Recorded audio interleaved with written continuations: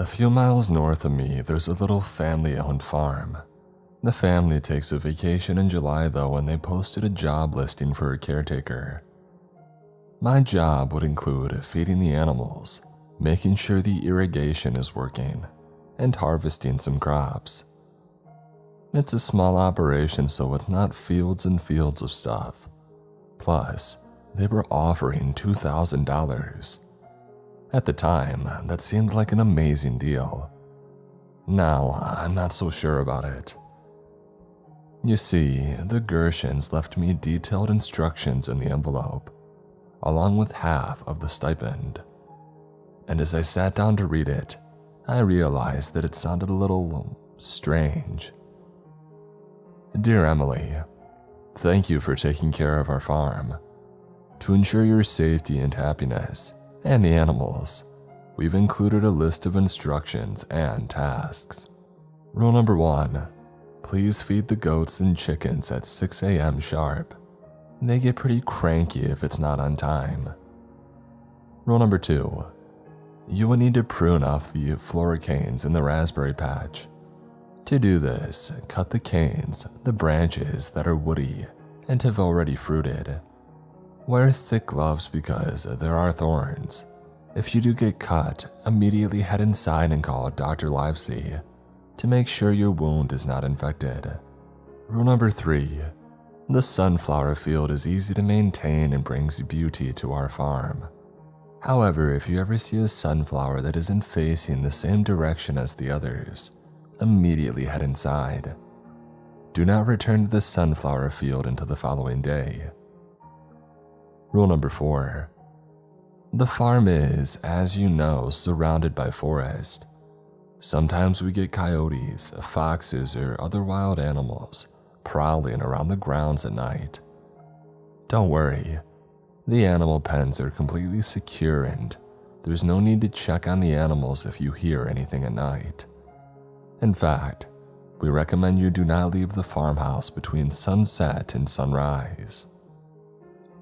Rule number 5, do not enter the corn maze. Even if you hear noises coming from the maze that sound like a child crying, do not enter. The corn maze is not open to visitors yet. It's most likely the bobcats in the woods.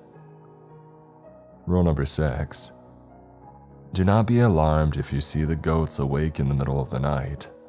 They are semi-nocturnal and often wake up to roam, graze, and use the bathroom. Rule number 7, you may help yourself to any of the fruits or vegetables that you harvest. However, do not eat the apples from the northwest corner of the orchard. Rule number 8, we no longer use scarecrows. If you see one, please return to the house. Lock all the doors and close all the curtains. Stay inside until the following morning. Rule number 9, make sure to always stock the farm stand twice a day, in the morning and again in the afternoon. At night, take all unsold produce inside and store it in the refrigerator. Rule number 10, we do not own any pigs. Thank you so very much, Emily. The Gershons. I glanced out the window. The sun was hanging low over the trees, orange rays filtering through the forest. Ah, dang it, I'm not supposed to be out after dark because of the wolves or whatever. I better get cracking. I walked over to the goats first. They huddled close to me as I filled their food bins, staring at me with their weird slit pupils. I tried to get it done as quickly as possible.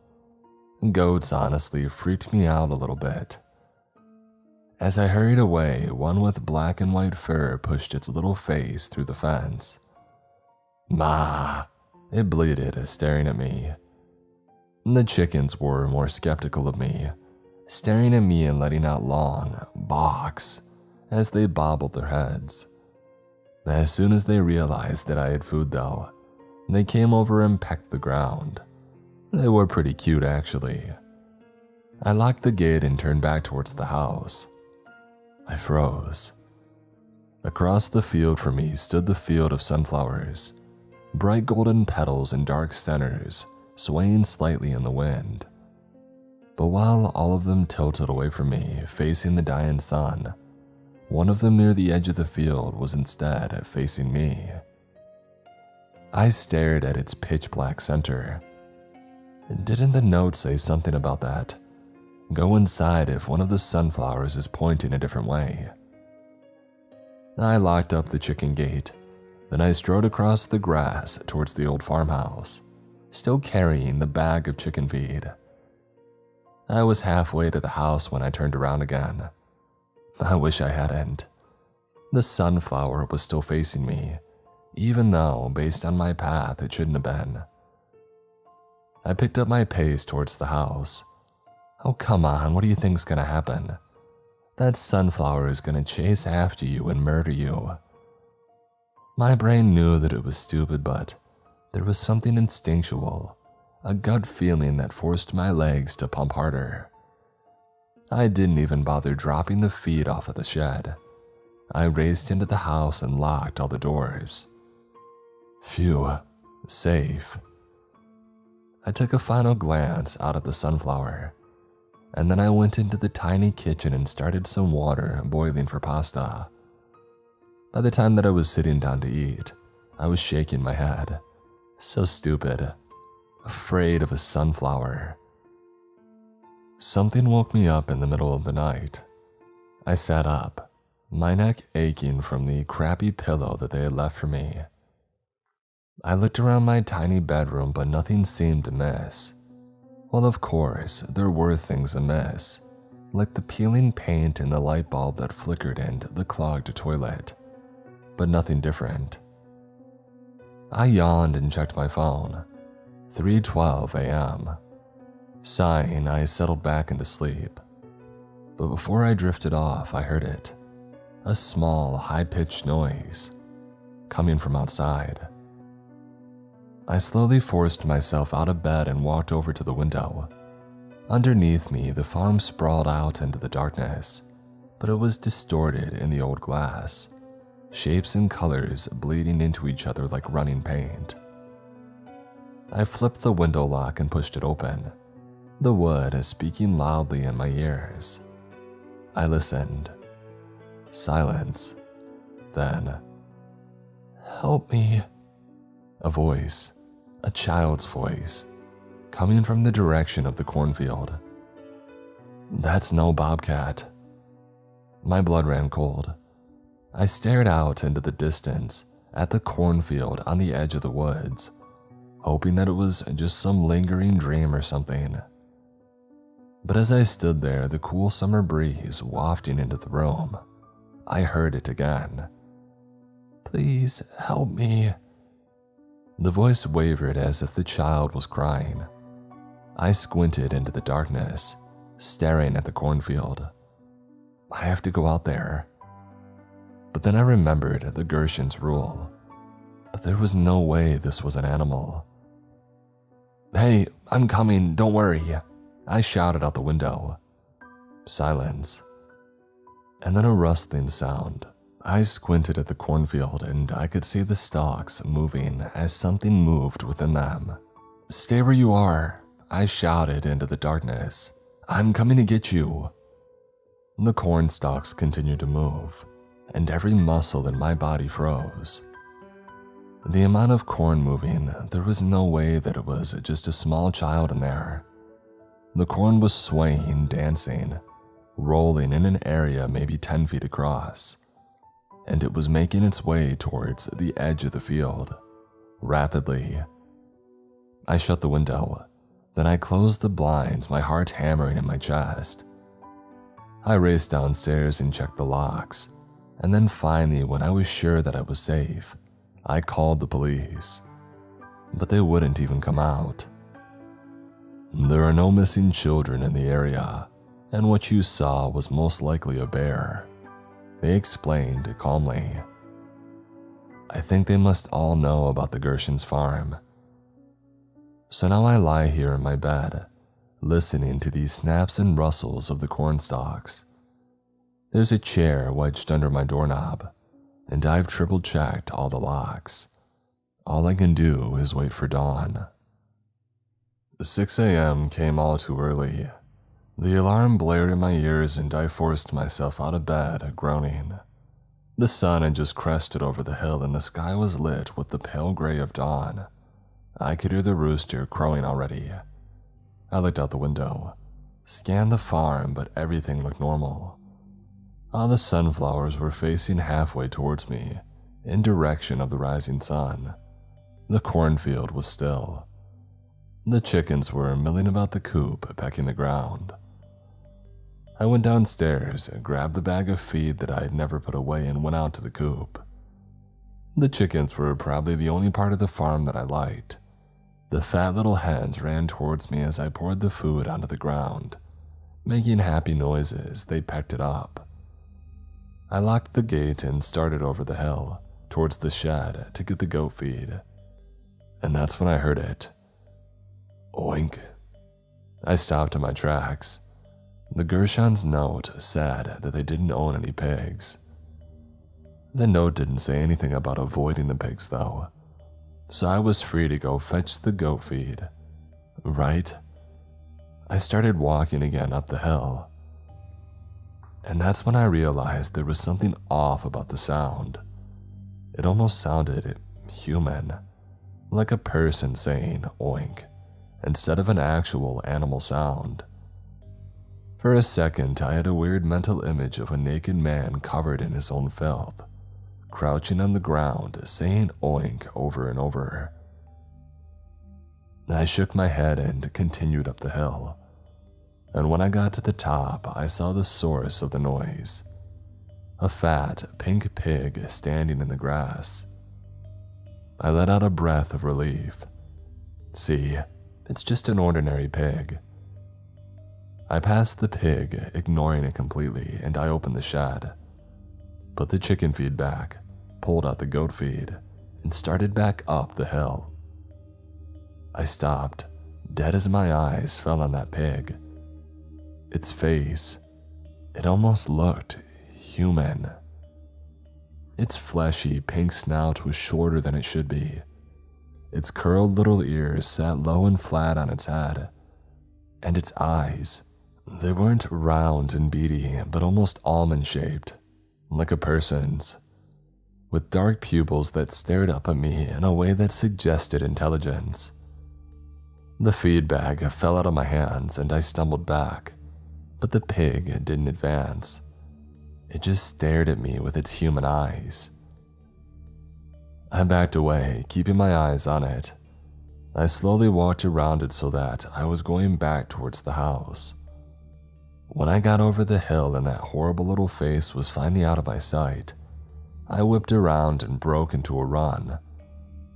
What was that? I panted to myself as I locked the front door behind me. Not knowing what else to do, I pulled out my phone and called the police. But when they picked up, I wasn't sure what to say. I started. I found a pig that doesn't look like a pig. On a farm. The Gershon's farm. Did you touch the pig? The officer cut in. What? Did you have any contact with the pig? Any at all? No. Good. We'll send an officer out to deal with it. 15 minutes later, I saw a police car pull up to the driveway. They asked me where I had seen it, and then told me to stay inside. I went over to the window and I watched them walk up the hill and then disappear. A minute passed, and then a shrill squeal erupted in the silence. 5 minutes later, the officers reappeared, carrying a large black plastic bag that swung with each step. Hey, I called out as they headed for the cruiser. What was that thing? The officers glanced at each other. Rabies, the female officer said, while the male stuffed the bag into the back seat. A bunch of rabid pigs have been showing up in this area. Gotta send it off to get tested. Good thing you didn't touch it. Before I could ask her more questions, She hopped into the driver's side and then they were gone. I stared out the window, utterly perplexed. Why didn't the Gershons tell me to stay away from the pigs?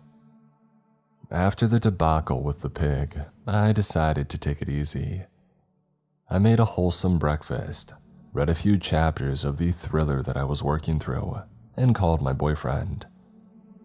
Around 11 a.m. though, I realized that I had forgotten to stock the farm stand. It was still technically morning, so I ran out into the field, filled my hood with zucchini and tomatoes, and ran down the driveway as fast as I could without spilling any of the produce. But as the little farm stand came into view, I saw that there was already somebody waiting. I checked my watch. 11:49 a.m. "I'm so sorry," I breathed as I spread the produce out on the wooden table. "I was supposed to get this out earlier, but there was a pig and Something made me stop rambling. I glanced up to see that the person standing there was a little odd. He was an old man, probably about 6 feet tall, and very thin. He wore surprisingly a crisp black suit and an old-timey bowler hat in the sweltering heat. He was smiling at me, but his teeth were deeply yellow and crooked, and his eyes were sunken back in his skull. Nothing unnatural about him, just a slightly creepy-looking old guy. But in a way, he reminded me of the creepy dudes from that one Buffy the Vampire episode, where they'd take away everyone's voices. "So, what are you looking for today?" I asked, when he didn't move to take any of the produce. "The Gershons aren't here." I shook my head. "I won't be back for 2 weeks. He said thoughtfully. "They didn't tell me they were leaving." "Oh, you know them." He let out a small chuckle. "You could say that." I waited for him to either take some produce or leave, but he didn't do either. He just stood there looking at me. The way his blue eyes cut into mine made a chill run down my spine. It wasn't a predatory or a sexual stare. It felt more like he was examining me, studying me, trying to read every tilt of my head and blink of my eyes. It made me extremely uncomfortable. "So, are you interested in any of this? The tomatoes looked really good today," I said, trying not to sound nervous. "Or if you're looking for something else, I can go pick it for you." "Only the Gershons can provide what I'm looking for." "Okay, well, I'm going to go back up to the farm. If you change your mind, the prices are listed on the whiteboard, and you can just leave the money in the box." I shot him a fake smile, turned around, and headed up the hill as quickly as I could without seeming weird. But then he said something that made my blood run cold. "Emily." I never told him my name. The smartest thing would have been to run, but instead I turned around. He wasn't chasing me, he was still standing at the farm stand 10 yards from me. "I wouldn't trust the Gershons if I were you," he called out. And then he turned on his heel and strode away. As I watched him go, I realized there wasn't any car parked at the bottom of the driveway. He just turned onto the old country road and walked away. I watched him until he rounded the bend and disappeared from sight. I retreated into the house, checked all the locks, and decided that I would spend the rest of the day inside, at least until it was time to feed the animals and stock the farm stand again. When I fed the goats that evening, they still seemed mad at me from the morning. With all the pig business, I hadn't gotten their morning meal to them until nearly 10 a.m., and as I entered the pen, they eyed me warily. "Ma," a brown one bleated, with a look of betrayal in its slit pupil eyes. My last task of the day was picking up the unsold produce. I hurried down the driveway, garden hot in my arms, an audiobook playing through my earbuds. The sun hung low in the sky, casting shadows that stretched across the driveway before me. The sun wasn't setting yet. That wouldn't be for another hour, but it still made me nervous. Most of the produce was gone, but I grabbed the 3 remaining zucchini and I put them in the hod. And then I turned around and hurried back up the hill as fast as I could. But when I crested the hill, I saw something in the fields that made my heart stop. A scarecrow. Its arms stretched out at its sides. Its head hung limply on its shoulders. I couldn't see it in detail, it was too far away, but I could see its silhouette clearly. I immediately broke into a sprint. Just get inside, you'll be fine. I focused on the white door. It was still so far away, but I forced myself to stare at it, to keep my eyes away from the scarecrow. Just run as fast as you can. And I made it. I slammed the door shut, drew the deadbolt, closed all the curtains, and checked all the other locks. And then I collapsed onto the couch and called my boyfriend, Derek. "You have to come here," I told him. "There's someone out there and I ran inside, but I think..." I rambled on in incoherent sentences until he interrupted me. Wait, slow down. You think there's somebody out there?" "Yes." "Are you sure?" Now Derek was a good guy, but he often thought that I was being just a little too paranoid, a little bit scared. When I had insisted I was being followed home from work, he told me that it was probably nothing, and just some guy walking the same way as me. When I heard sounds in the middle of the night, he insisted that it was just the house settling. When I watched true crime shows and told him how we need to do X or Y so we don't fall victim to a crime like that, he would laugh. It wasn't intentionally mean, but in these moments it was painfully obvious that he had grown up as a man, with little to be afraid of in this world. "Yes, I'm sure. They said the farm doesn't use scarecrows and there's a scarecrow standing on the hill watching me." I heard a loud sigh on the other end. "Are you saying you don't believe me?" "I didn't say anything," he said calmly. "Well, you sighed." "Okay, sorry, it just sounds really..." He trailed off. "Never mind." "Please, just come over here, I'll explain everything." "Why don't you come over here?" "Well, because if I go outside, the scarecrow will get me." Silence. And then I realized that sentence did sound pretty unhinged on its own. "Just listen, there's been some really weird stuff happening on this farm." And then I launched into an explanation of everything. The list of rules, the sunflowers, the cornfield, even the pig man. "Why didn't you tell me all this earlier?" he asked when I had finished. Because you wouldn't believe me. I mean, you still don't." "I'm trying to just... This sounds a lot like a ghost story or something like that, you know." Another sigh. "But look, I can tell that you're upset. I'm coming over, okay? I'm leaving right now. I'll be there in a half hour." I ended the call and stared at the curtains. For a minute, I was tempted to part them to make sure the scarecrow hadn't gotten closer, but I wasn't going to disobey the rules. When Derek arrived, I took every precaution to get him inside safely.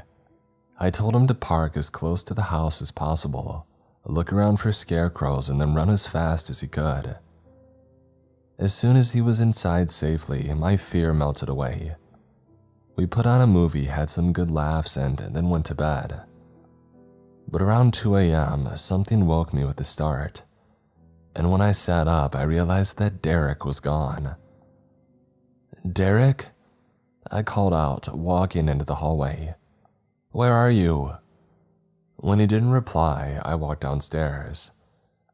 I found him standing in front of the window peering outside. "Hey," I hissed, "you're not supposed to be looking outside." "Shh, there's someone out there." My blood ran cold. I joined him at the window and scanned the fields. "I don't see anyone." "No, there was definitely somebody out there." His fingers inched towards his belt. and my heart plummeted when I saw the shiny black metal sticking out of his pocket. "You brought your gun?" "You said you were scared," he whispered back. "You said that somebody was out there. I didn't really believe you, but now I do. Aren't you glad I brought it?" "No, I never want to be near that thing." "Okay, we can have some stupid debate about this later, but right now there's somebody out there, and if we just go back to sleep, we might not wake up in the morning." "Derek." "I'm just telling it like it is."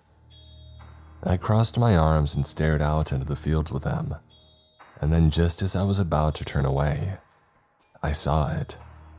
A shadowy figure walking along the edge of the sunflower field. Derek didn't waste any time. He unbolted the door and swung it open. "Hey, you, get off our property. I've got a gun." The figure stopped, paused, and then sidestepped into the sunflowers. Before I could stop him, Derek ran out of the house. "Derek!" I shouted, but he didn't stop. I paused at the threshold, and then I sprinted out after him. "Come back!" Crap, he was running straight for the sunflower field. "Don't go in there!" He probably wouldn't have even stopped, but when he got to the border, I screamed bloody murder at him and he stopped for just a moment. "You can't go in there," I panted at grabbing his arm. "The sunflowers." "Yeah, you told me. They're evil or watch you or something. I think I can handle myself." He gestured to his gun. "And if I don't scare this guy, he's going to come back and do whatever he came here to do." And with that, he disappeared into the foliage. I stood there panting at the border of the field. "He'll be okay," I lied to myself. "Yeah, he'll be okay." As the adrenaline faded, I lifted my head and scanned the flowers. They were all turned towards me, yellow petals appearing silver in the light of the full moon. "Okay, it's okay. They're all pointing in the same direction. See?" Wait. There was a single flower in the center of the field turned away from me. My blood ran cold. "Derek, come out of there!" Silence. No pounding footsteps, no rustling, nothing. A chill ran over my body. "Please come out," I begged, staring into the shadowy darkness under the flowers. And then I heard it. "Help!" Derek's voice, strangled in pain. I reacted instinctively. My feet hit the dirt and I stumbled into the darkness. Leaves brushed my body, scratched at my arms. "Derek," I called. The sunflowers stretched up 6 or even 7 feet tall, their moonlit heads swaying in the breeze above me. I turned a full circle, looking in every direction for Derek, but all I saw were more stems, more leaves, more inky black shadows. "Derek, where are you?" I stopped walking and listened, straining my ears for any sort of sound. And then after several seconds, I heard something, a soft rustling. But there was just one problem. It was coming from right above my head. I looked up. The sunflower directly above me was tilted straight down, and this close, I saw it clearly. Its head wasn't full of seeds. No, where the seeds should have been, there was just an abyss of pure black. And there were things between the petals and the abyss. White, sharp things all pointed towards the center. Teeth. I broke into a sprint. With both arms, I pushed the sunflowers out of the way, forcing myself through the field. "Derek!" I screamed, but all I heard was more rustling above my head, as all the sunflowers tilted towards me, and their mouths opened and rows of sharp fangs, gleaming in the moonlight, descended towards me. And then something grabbed my arm. I was dragged through the fields, the foliage snapping and rustling underneath me. "Help!" I screamed, but as my legs kicked against the dirt, I realized that I was powerless, as I was dragged to my death. I was staring up at the stars. I shot up. The thing clasped around my arm wasn't a sunflower. It was a hand, an old and wrinkled hand. I looked up to see a bowler hat and a dark suit. The old man from the farm stand. And there, several feet away from me in the dirt, was Derek. He was breathing hard, alive, but his right arm was covered in dark blood that spilled out into the soil. "I think it's time we had a talk," he said calmly as he let go of my arm. "What were you thinking going into the sunflowers?" the old man asked as he wound gauze around Derek's arm. "What were you thinking? I saw you go into the field too," he replied. "I went behind the field to hide from the crazy man with a gun." "You were lurking around out there at 2 a.m. What was I supposed to think?" Derek shot back, grimacing in pain. "And you," the old man said, pointing squarely at me. "You should have known that if he couldn't kill whatever was attacking him with a gun, going in after him was an idiot move." I wanted to save him," I said, arms crossed. "Oh, so you were armed too?" "No." He shook his head. I caught the phrase, "stupid kids," muttered under his breath. And then he took off his hat, set it in the middle of the table, and glanced at each of us. "I'm going to tell you what's going on here, and then I hope you can help me." Derek and I exchanged a glance. "How do we know that we can trust you?" he asked. "He just saved our lives," I replied. "He was hanging around outside in the middle of the night for no good reason." "It was a good reason," the old man snapped, glaring at Derek. "And if you listened to me for 1 minute, you would understand." "Come on," I whispered, squeezing Derek's hand. "Okay, fine." The old man straightened himself and then began to speak. "The Gershons started this farm almost 20 years ago. They bought the plot of land from an old widow who had lived here her entire life. She didn't want to sell it, but she needed the money. Well, they drew up the contract, but at the last moment they changed the paperwork and tricked her into selling it for half the price. When she realized that she had been tricked, she cursed the land itself, but they just laughed. They didn't believe in curses or superstitions or the supernatural." The old man stopped and looked pointedly at Derek. He broke eye contact and looked at the floor. "Of course, as soon as they planted the sunflower field, they realized that the curse was very real. Eventually, they tried to sell the property, but by that time, news of the curse had spread, and they would only get a fraction of what they had paid. They weren't willing to lose their money, so they kept it. And with time, they learned that if they followed certain rules and stayed careful, they could grow some crops and turn a profit. But no one's perfect. After some close calls, the Gershons decided they didn't want to risk their lives, but they were perfectly fine with risking other people's lives. So they started hiring people to tend to the farm. They preyed on the weak, the disadvantaged, the desperate. Single mothers, undocumented immigrants, people who were new to town, who hadn't yet heard of the curse, or were too desperate to care. The deal was a good one. A share of the crops, a place to live, and decent pay. This is where I come in. My daughter was one of these people. She was a single mother, and I was terrible. He paused and swallowed as if swallowing emotion, but his face remained stoic. I wouldn't let her and her son stay with me when she was evicted from her apartment. I thought it would cause too much conflict with my wife, and I was trying so hard to make it work. But now I see that none of that mattered. He sucked in a breath. A few weeks later, she was hired by the Gershons, and neither she nor my grandson were ever seen again. Derek and I sat there in stunned silence. "I'm so sorry," I finally choked out. That's horrible." "Then help me get them back," he said, a pleading look in his eye. "Get them back." "No, they're not dead.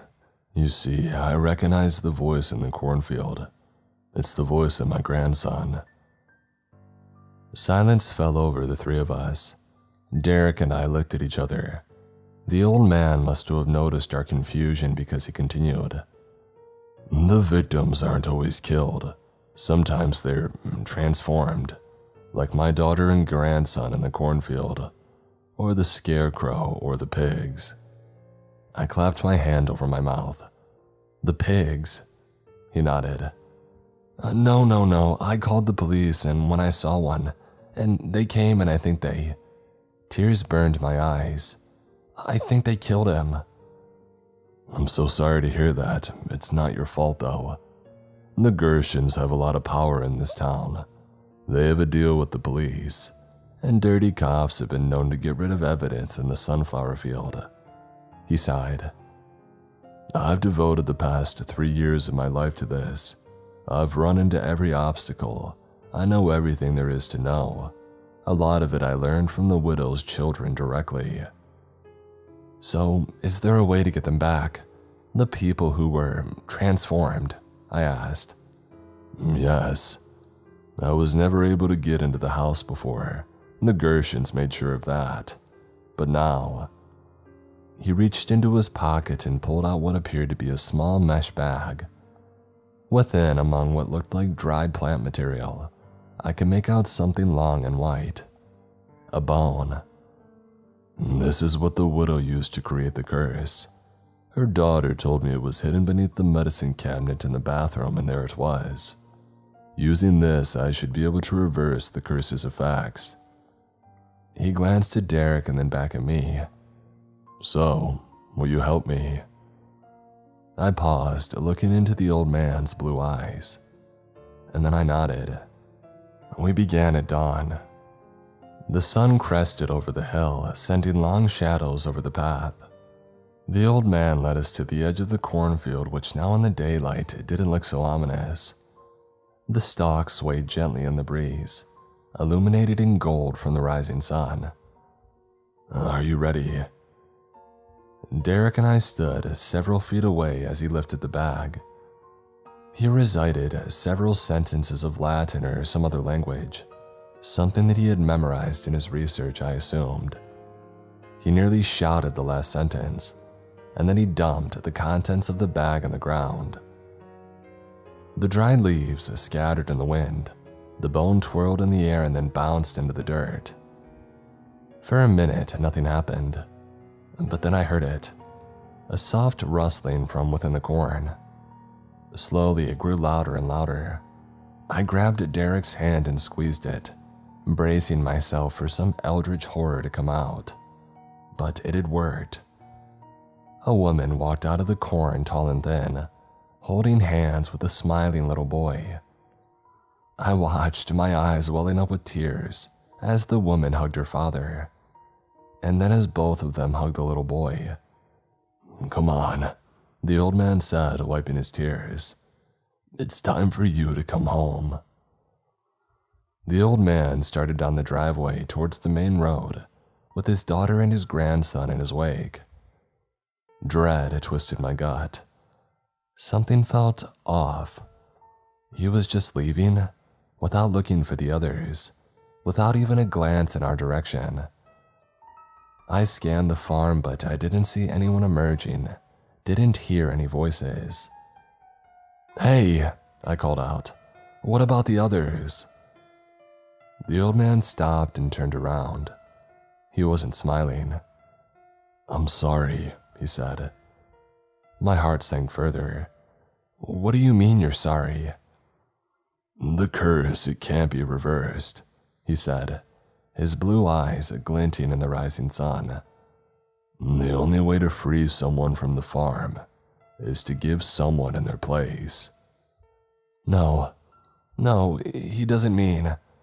"I'm sorry," the old man said. He put his arm around his daughter. She looked back at us with sadness in her eyes, holding her little boy's hand. And then he continued down the driveway. "Don't walk away," I screamed. Emily, Derek started. Come back here right now. Emily. This time Derek's voice had an odd quality to it. It was muffled, raspy. I whipped around and froze.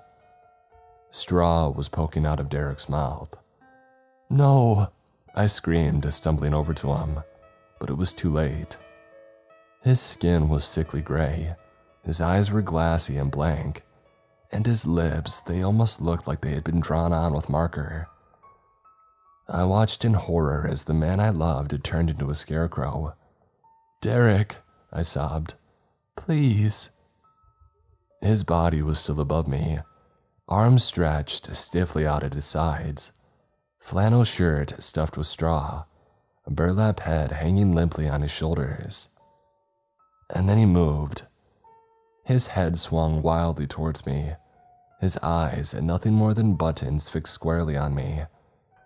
I ran as fast as I could towards the house, but I could feel something changing inside me. Everything felt off balance.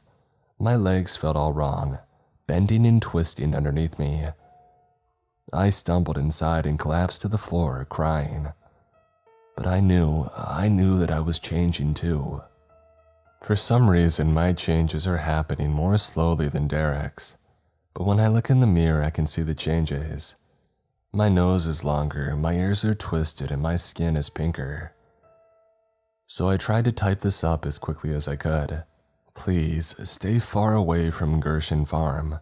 Don't buy their stuff, don't go to work there, don't do anything. Run as fast as you can and never look back.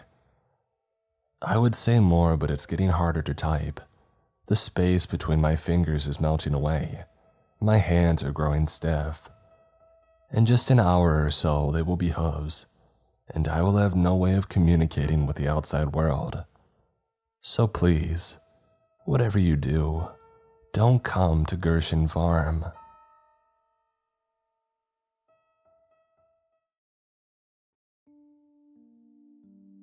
Today's episode is sponsored by Evanglattli. You juggle the chaos, you answer the emails, you even go outside sometimes. So yeah, you've earned a better way to unwind. Enter Evanglattli, federally legal THC in the form of gummies, pre-rolls, and flour, designed to turn hanging on into fully chilling. I've recently been struggling to shut my mind off after a busy day, and it's really been affecting my sleep. So I gave the Bliss gummies from Evanglattli a try, and they've helped me unwind and be more present. Plus, my overall sleep has been much better. So yeah, it sounds too smooth to be legal, right? But it is. Evanglatli's products are Farm Bill compliant, third-party tested, and made for grown-ups who want to buzz without the need to drive 25 minutes to a dispensary. More than 50,000 people already trust them because when it feels this good, it should also feel easy. Whether you're chasing deeper sleep, better focus, or just some peace between your streaming marathons, this is how adults get elevated now. If you're 21 or older, now's your chance to float above the stress, because Evanglattli is giving all new customers 25% off their first order plus free shipping.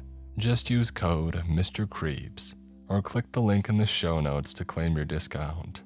That's Evanglattli.co. Indacloud.co. Use code MrCreeps for free shipping plus 25% off your first order. Fill out their quick survey when you order to support this show and make your week way more enjoyable. All thanks to Evanglattli.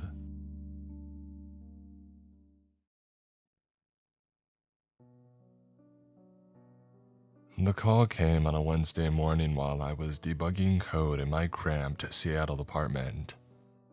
Uncle Edward was dead. Heart attack, the lawyer said, though his voice carried an odd hesitation that made me wonder if there was more to the story. I hadn't been back to the farm in 14 years, not since the day I left for college, promising myself that I would never return to those 45 acres of Kentucky soil that had swallowed up so many of my family. But here I was, 32 years old, driving my rental car down the long gravel road that led to my inheritance. The locals in town had given me the same looks I remembered from childhood, a mixture of pity and fear. Mrs. Bronwyn at the general store had clutched her cross necklace when I told her where I was headed.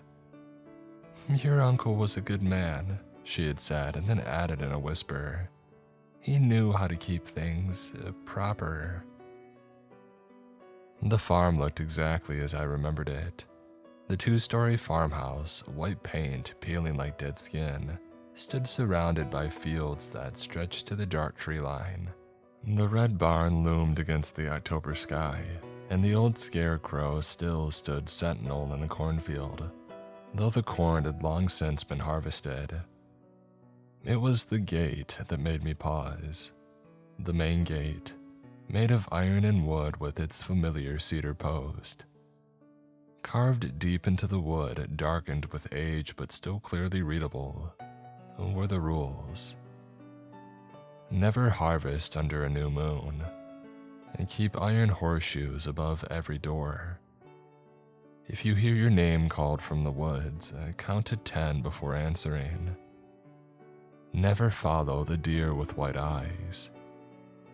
The root cellar door must remain locked between sunset and sunrise. My hands shook as I traced the carved letters. Uncle Edward had made me memorize these rules when I was 7 years old, right after my parents had died in the car accident and I came to live with them. He had never explained why they existed, only that breaking them was not a good idea. The house smelled of dust and old wood. Everything was as Edward had left it.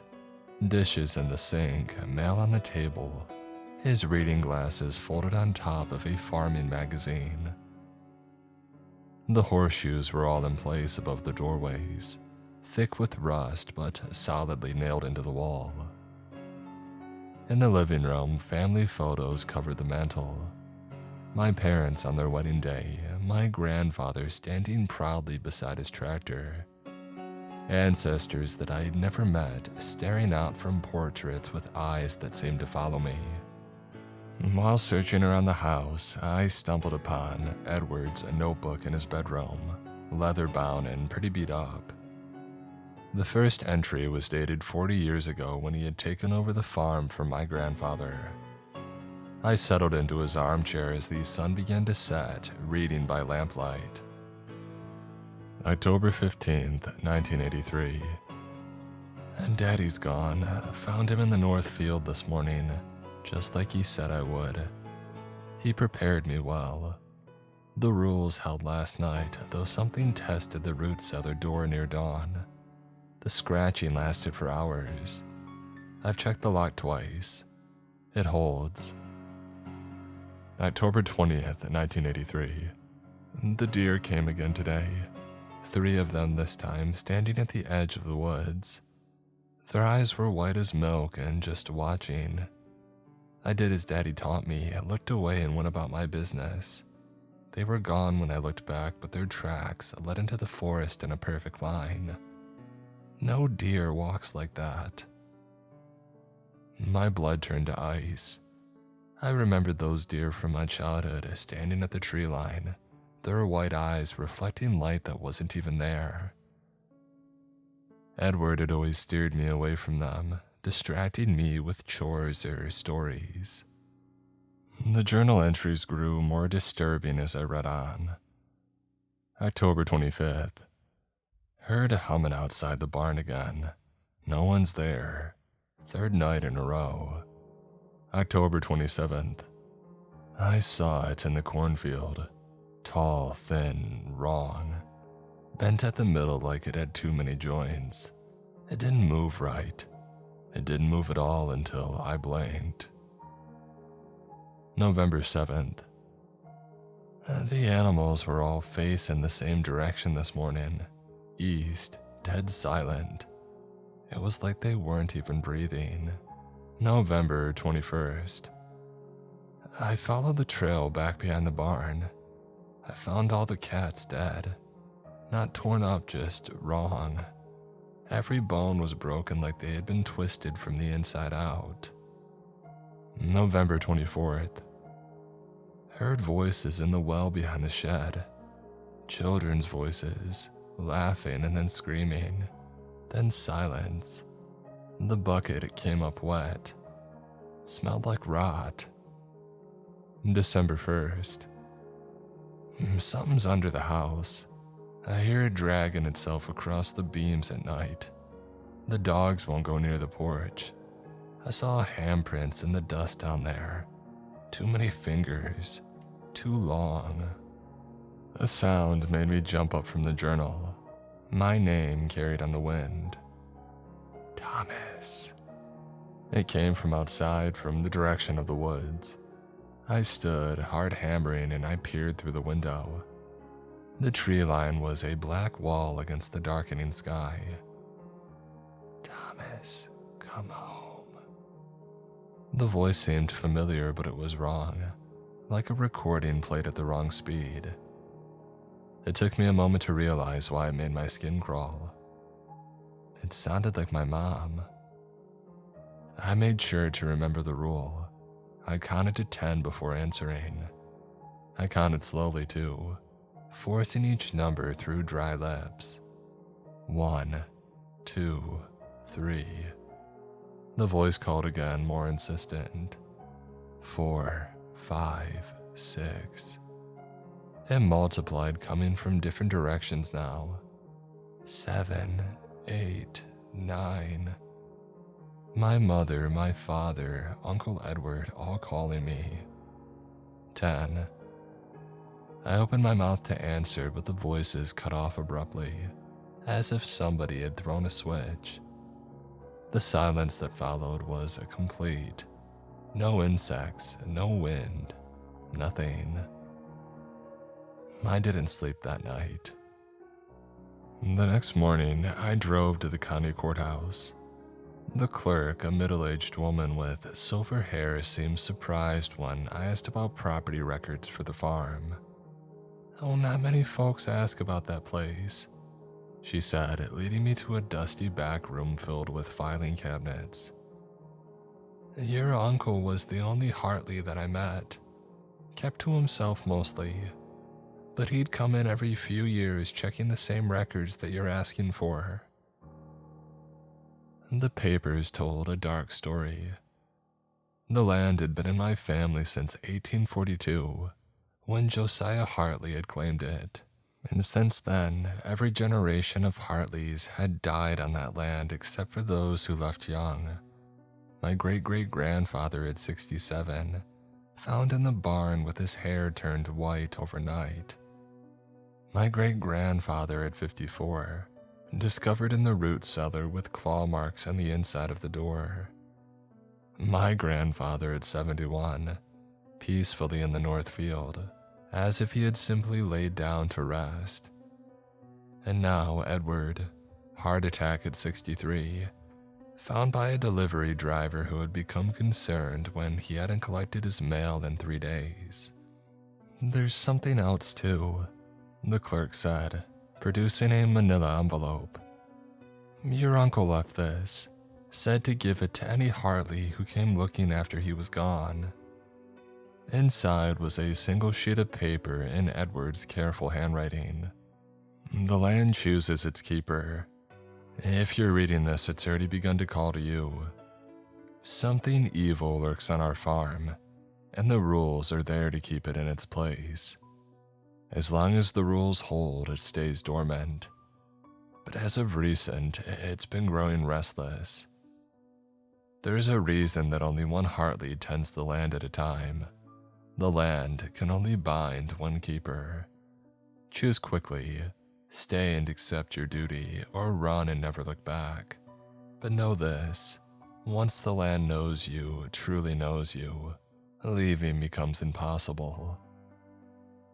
I spent the rest of the day in that dusty room, reading about disappearances in the area, failed harvests on neighboring farms while the Hartley land flourished, and other unexplained phenomena that the locals refused to touch on.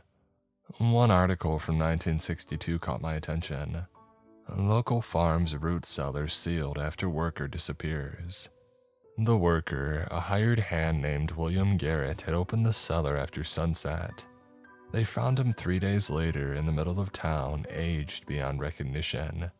He had lost the ability to form sentences, almost as if he was a toddler again. Garrett. I knew that name. Ruth Garrett, the old woman who lived on the neighboring property. Her son. I needed to talk to her.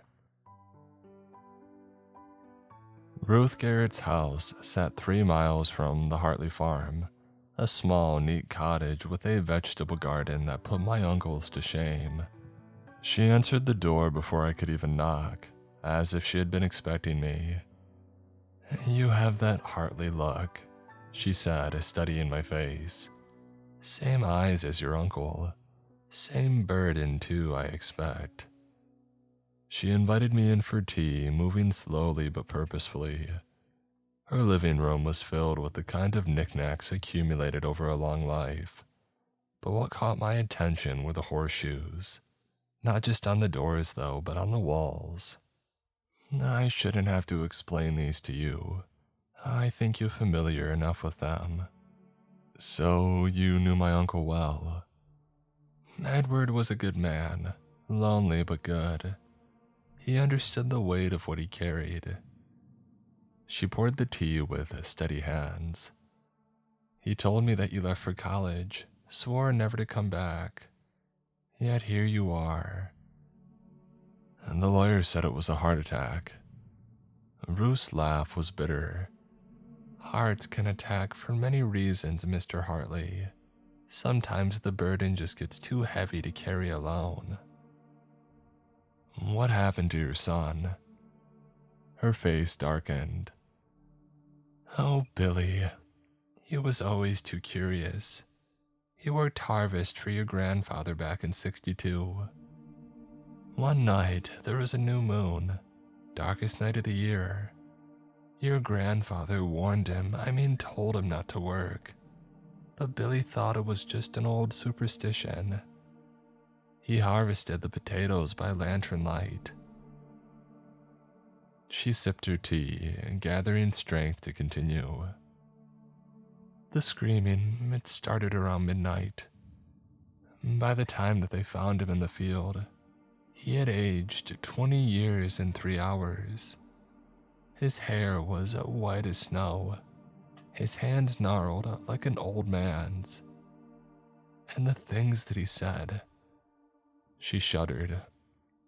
At first, it was incomprehensible, kind of a babble, but then he said the most confusing and twisted things. He spoke of the darkness between the stars, of things sleeping on this land that had been here for centuries.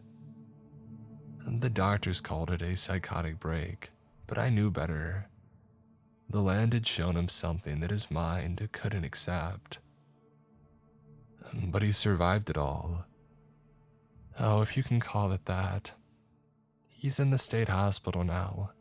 Has been for the last 60 years. He's still young in his mind. Still screaming about the roots that go down forever and the mouths that wait beneath. I set down my teacup, my hand shaking.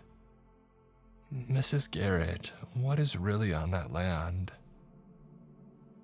She was quiet for a long moment. Oh, your family knows more than mine, Mr. Hartley. But I'll tell you what my grandmother told me. And before the settlers came, the people that lived here before us, they avoided it. They said that something fell from the sky there long before memory, and it burrowed itself deep. The earth swallowed it, but it didn't die. It waited. When Josiah Hartley claimed that land, he made a bargain. He and his bloodline would tend the earth above it and keep it sleeping, and in return, the land would prosper. Is that where the rules come in? And that's what keeps everything in place. They are the chains that bind. Your family learned what appeased it and what kept it quiet. She leaned forward. But chains rust, and things slip through the cracks. What will you do when the rules aren't enough anymore? I didn't have an answer. When I returned to the farm, the sun was already low on the horizon. As I parked by the house, I noticed movement near the tree line. 3 deer stood at the edge of the woods, watching me. Their eyes were white as milk, just as the journal described. They stood perfectly still, not grazing, not moving, just watching. I forced myself to look away, to walk normally to the house. And when I glanced back, they were gone, but I could see their tracks in the soft earth. Ruth was right. They led into the forest in a perfect, unnaturally straight line. That night, I made sure that every horseshoe was secure and I double-checked that the root cellar door was locked. The padlock was ancient but solid, and I noticed that additional locks had been added to it over the years. Whatever was down there, my family had not taken any chances. I settled in to read more of Edward's journal. December 21st, 1995. Things always seem to act up during the winter solstice. Something about the longest night of the year just makes everything go crazy. I've reinforced the root cellar door with iron bands, and I said the old words that Daddy taught me. They're not in English, it's in some language that I don't know. But they work. God help me, they work. January 3rd, 1996. I found tracks in the snow this morning. Started at the root cellar door and circled the house 3 times before disappearing. Not animal tracks, not human either. The snow was melted around them, as if whatever made them burned too hot for this world. A sound interrupted my reading, a gentle creaking from somewhere in the house. I held my breath, listening. It came again, rhythmic and deliberate. The rocking chair in the spare bedroom, the one that had been my mother's when she was young. I grabbed a flashlight and made my way upstairs. The door to the spare room was ajar, though I was certain that I had closed it earlier. I pushed it open. The chair was rocking, slow and steady. But what made my blood freeze wasn't the movement. It was the muddy footprints leading from the window to the chair. Footprints that looked to be human, but they were wrong. The toes were extended too long, ending in points instead of curves. I checked the window. Locked. The horseshoe above it remained in place. That's when I noticed the footprints didn't lead back to the window.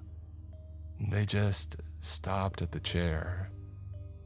I backed out of the room and spent the night in the kitchen, every light in the house blazing, clutching a fireplace poker like a weapon against something that I couldn't name. When the morning came, it brought a decision. I couldn't leave, and I understood that now. The land had already begun to know me, just as Edward's letter had warned. But I could learn. I could understand what my family had really been doing here all these years. I started with the barn. If Edward had been feeding something in the woods, there would have to be evidence of it. The barn was exactly as I'd remembered. Tools hung up in their proper places, hay bales stacked in the loft, the old tractor parked in its bay. But in the back corner, something stuck out to me. A ledger sat on a workbench documenting Edward's deliveries. October 1st, monthly check-in at the Split Oak. October 8th, walk the northern boundary and look for any damage. October 15th, offerings left at rock pile. October 22nd, root cellar seals checked and reinforced. October 29th, Final harvest before new moon. The split oak. I knew that tree. A massive oak in the western woods that had been split by lightning but somehow continued to grow. Its trunk opened like a wound. As children, we had been forbidden to go near it. The walk to the split oak took 20 minutes. The forest was unnaturally quiet. The trees seemed to press in closer the deeper that I went, until I reached a small opening. The split oak dominated the space. It was even more massive than I had remembered it. Its split trunk created an opening large enough to walk through, the interior black with char from the long-ago lightning strike. Around its base, I could see that something was left there. Small bundles wrapped in cloth, some fresh, others weathered with age. I knelt to examine one. Inside was a photograph, a lock of hair, and what looked like a small bone. The photograph showed a young man I didn't recognize, but the date on the back was recent, just last month. There were dozens of these bundles, maybe hundreds, pressed into the earth around the tree's roots. A twig snapped behind me. I turned to see the white-eyed deer. Not 3 this time, but dozens. They emerged from between the trees surrounding the clearing, their milk-white eyes fixed on me. They stood on their hind legs. No, that wasn't right. They weren't standing, they were changing. Their bodies elongated, their front legs stretching into something like arms, and their faces. God, their faces were melting and reforming into something that was almost human, but fundamentally wrong. I wanted to run, but Edward's words echoed in my mind. Never show fear, never run. The land is always testing you. The creatures. I couldn't think of them as deer anymore. They watched but didn't cross into the clearing. When I finished my check, they shifted again, melting back into deer shape, and they disappeared into the forest as silently as they had come. I left my own offering at the tree. A photo of Edward from his wallet, a cutting of my own hair, and following some instinct I didn't understand, 3 drops of blood from a cut on my palm. The earth absorbed them greedily, and for a moment I could have sworn that I heard something vast shift beneath my feet. The next few days fell into a routine. I tended the farm during the daylight, and at night I barricaded myself in the house, listening to the sounds that went about the farm. The scratching from the root cellar grew louder each night too. On the 4th night, I broke a rule. It wasn't intentional. I had been checking the chicken coop, making sure the birds were secure for the night, when I realized that the sun had already set. The root cellar door was still locked, but I was outside after dark. I booked it back to the house, and that's when I saw it. The scarecrow from the cornfield was standing in my path, not hung up on its post, but standing. Its burlap face turned toward me, and something dark leaked from where its eyes should have been. "Thomas," it said in a voice like rustling corn husks. "The new keeper. The land tastes your blood and finds it acceptable." I couldn't move or couldn't breathe. The thing that wore the scarecrow's form tilted its head. "But you are incomplete. You are not prepared." "What are you?" I managed to get out. "A herald, a warning, a memory of the last time that somebody failed." It gestured to the root cellar with one straw-stuffed arm. "Josiah Hartley knew what he sealed in there. His children forgot. They think they guard against something below, but they're wrong. They guard against something returning to below." "I don't understand." "Well, then you better learn, Keeper, before the longest night of the year, or the 5th rule will no longer be enough." The scarecrow collapsed, just cloth and straw again. I ran to the house and didn't look back. Edward's journal became my Bible. I read about every incident, every close call, every time that the rules had been tested. But it was an entry from just last year that made everything click. November 30th, 2023. The Historical Society in town has been digitizing old documents. I found something that changes everything. Josiah didn't make a bargain to keep something sleeping. He made a bargain to keep something imprisoned. The thing below isn't from below. It fell from above, from the dark between stars. The people before saw it fall, saw it burrow deep to hide from the sun. But it wasn't dying. It was growing. The rules don't appease it. They maintain the prison that Josiah built. We're not farmers. We're wardens.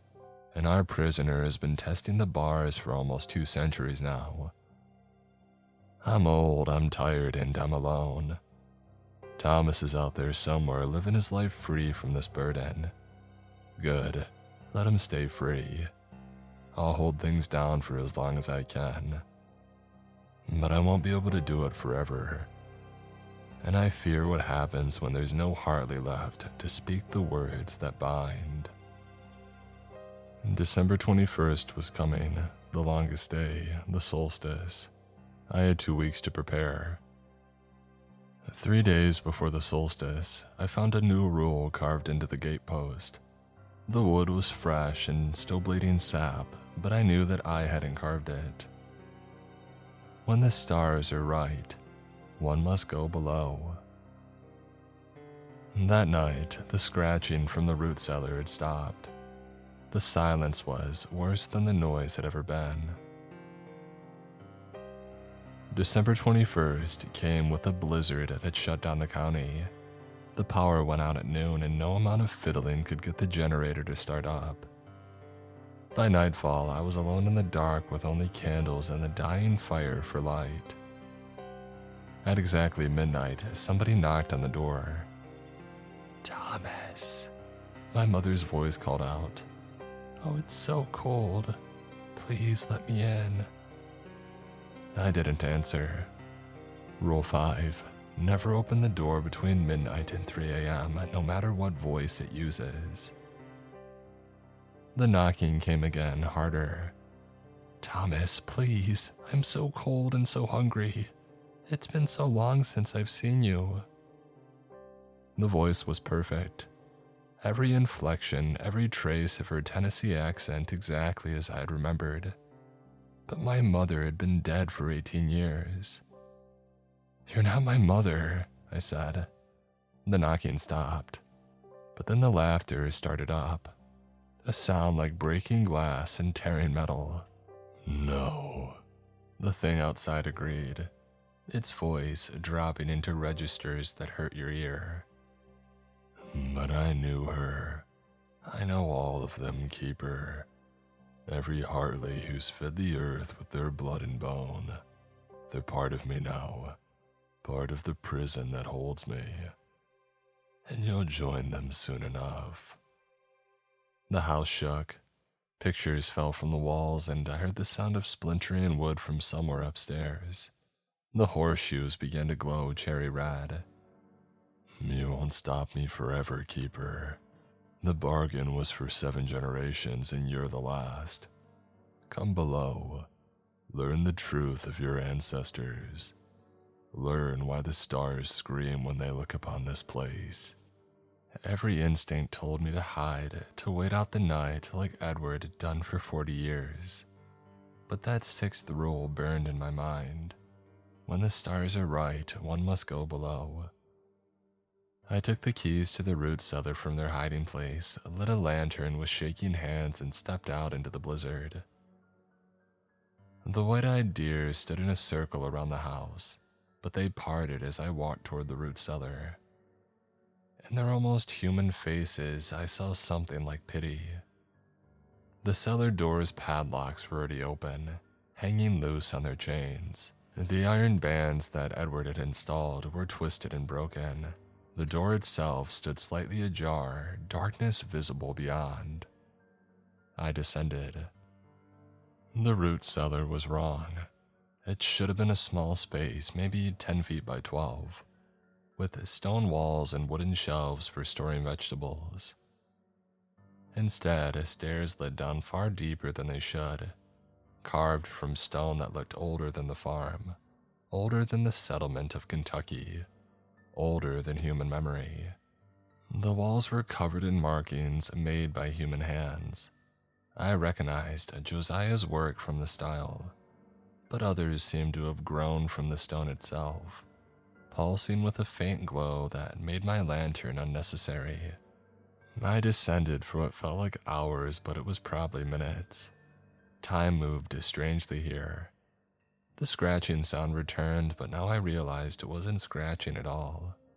It was breathing, the respiration of something vast and patient. The stairs ended in a chamber that couldn't possibly exist. The ceiling stretched up into the darkness, and the floor was covered in these similar markings that I had seen, all centered on a seal in the middle, a massive stone disc. The disc was cracked. Not just cracked, but shattered, held together only by the power of the words and will of generations of Hartleys. And at its center, something pulsed like a diseased heart. "Welcome, final keeper." The thing beneath the seal pressed against its prison, and I caught glimpses of it through the cracks. Not enough to comprehend, but just enough to understand why Billy Garrett had screamed about the dark between the stars. "Your ancestor was clever. When I fell, burning and wounded, I thought this world would be easy prey. But Josiah Hartley found me weak, still healing from my journey through the void. He bound me with words stolen from my own language, turned my own power against me. For 7 generations, your bloodline has been my chain. What are you?" "I am what comes before. I am what remains after. I am the hunger between galaxies, given form and purpose. Your kind calls us many names: star spawn, outer gods, the things that should not be. But names are just another kind of chain, and I have been chained long enough." The seal cracked further. Something that might have been a tentacle or might have been a tongue of dark fire pushed through. "The bargain ends tonight, Keeper. 7 generations have passed. The stars are right for my return. But I offer you a choice, as I offered Josiah, as I offered each keeper before you." "What choice?" "Serve me willingly. Speak the words that free rather than bind. Become my messenger in this world, and I will reward you with power beyond imagination. Or resist and join your bloodline in an eternal prison of flesh and soul, holding me until the stars burn out." I thought of Edward dying alone in this house, his heart finally giving out under the stress of 40 years doing it. I thought of my grandfather, laying down in the north field when his time came, giving his life to reinforce the seal. I thought of every Hartley who had lived and died in this land, not as farmers, but as guards, wardens of humanity's safety. "I know what you are now," I said. "You're not a god, you're not a demon. You're just another parasite looking for a host. And my family has been the immune system keeping you out." The thing's laughter shook dust from the ceiling. "Such small thoughts from such small minds. Very well, Keeper. If you won't serve, you'll seal." The chamber flooded with darkness, not the absence of light, but a living dark that moved with purpose. It wrapped around me, pulled me toward the seal. I tried to resist, but how do you fight something that exists in more dimensions than you can even perceive? And that's when I remembered the words. Edward's practice words, the ones that made the horseshoes hum. I spoke them, butchering the pronunciation but pouring my will into each syllable. The darkness recoiled. I spoke them again stronger this time and felt something respond, not just in the chamber but throughout the farm. Everything that I had prepared and worked towards, every drop of Hartley blood that had soaked into the soil over 7 generations awakened. "You cannot," the thing howled. "The bargain is complete. The 7th generation has come, and the 7th generation chooses to renew it," I said, understanding flooding through me. "Not for 7 more generations, forever. As long as Hartley blood flows in any vein anywhere in this world, the seal holds." I pressed my hand to the cracked stone and spoke words that I didn't know I knew, words that came from the blood and bone of my ancestors. The seal blazed with light, not holy light, nothing so simple as good versus evil. This was the light of will made manifest, of humanity's stubborn refusal to yield to the dark. The thing's scream shattered stone, burst my eardrums, and sent me flying across the chamber. But when the sound faded and my vision cleared, the seal was whole again, stronger than before. And deep beneath it, something settled back into an unwilling slumber. I woke in my bed 3 days later. The blizzard had passed, leaving the farm covered in pristine snow. The root cellar door was locked again with new chains that I didn't remember installing. The horseshoes had cooled, though they now carried a faint warmth that hadn't been there before. The white-eyed deer were gone, and so was the scarecrow. I found only its post in the cornfield, with a new carving at its base. The vigil continues. Ruth Garrett came by on Christmas Eve, bringing a casserole and knowing eyes. "The solstice passed," she said. It wasn't a question. It did. "And you're still here."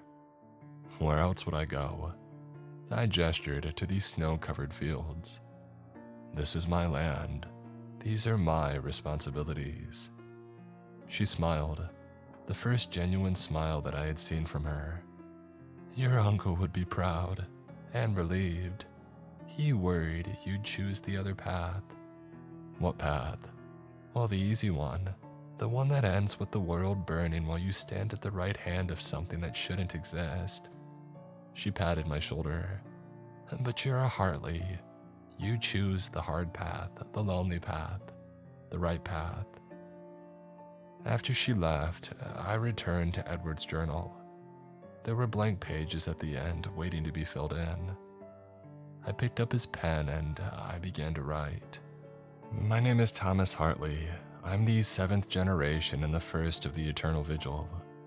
The seal holds, the farm endures, and I understand now what my family has always known. We are not farmers of corn and cattle. We are farmers of reality itself, keeping the cosmic weeds from taking root in the garden of existence, and I'll be here until the day that I die." I set down the pen and I looked at my land, like really looked at it for the first time. Not with the eyes of a child who couldn't wait to escape or a man who had inherited an unwanted burden, but with the eyes of a guardian who had understood his purpose. Somewhere deep below, something that had traveled between the stars waited in chains of words and will. It would wait forever now because a Hartley stood watch, because a Hartley would always stand watch. The sun set over the western fields, painting the snow blood red. I checked the locks, spoke the evening words, and prepared for another night of vigil. In the distance, something called my name. I counted to 10 before I answered. The vigil continues.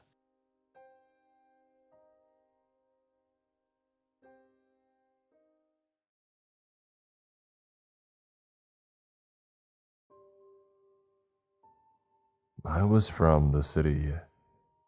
I had dreams of escaping the busy day-to-day shuffles of it all and always dreamed of living in a small town away from everything. After months of hunting and arguing with realtors, I found some property that I wanted to call my own and start a new life with my son. It was a small farming town in Kansas with a population of around 2,000 people. It was perfect. I bought the land, packed me and my son Elijah's things in a U-Haul, and we made our journey to our new home. Looking back on it, he was more excited about it than I was, and I was pretty excited myself. Me and my sons escaped from everything and to start a fresh new chapter in our new lives. My son was just coming up on 9 years old. His new school was close to our new farm and he didn't have many friends in the city, so I knew the move was going to be good for him. His mother, my wife, had passed away when he was at an early age due to an illness, so I was filling in as both parents. He was a pretty happy kid though, always energetic and curious, just like his mother was. The farm that I bought was called Crow's Rest. It was a couple of acres filled with sweet corn that was already taller than me. A lot of it was ready to harvest too, and I was excited to get started in our new venture. When I saw the layout online, I could only think, it's perfect. Wasn't too big and not too small either. The 2-story house on the property looked like it wasn't in bad shape either too, like somebody had recently fixed it up. The bank said that the last owners had just abandoned it out of nowhere, and I was able to get it for a steal. They said that it's common for people to get overwhelmed by the high maintenance that it takes to run a farm. I knew that I was ready though. After hours of driving across the states, we had finally arrived at our new home. It was about noon when we had arrived at Crow's Rest for the first time. The way the fields and the house brightened in the countryside sunlight, it was beautiful. Elijah could barely contain himself in the passenger seat when we had pulled up, quickly pulling on the door handle, yelling and screaming out in excitement. I was happy that he liked it. Again, seeing him happy was worth it all to me. I parked the car and he was already in the fields, running down the walking path, wowing at it all. I also started making my way into the path so I could finally scope it all out in person. One thing the photos didn't show was the number of crows on the property. It was overwhelming. They did forewarn me that it wasn't just a name. Crows did seem to gather here a lot, but there were double the amount than what they had showed in the property photos. I didn't let it get to me though. It was the least of our issues. I knew there would be a couple things that they would try to sneak past us.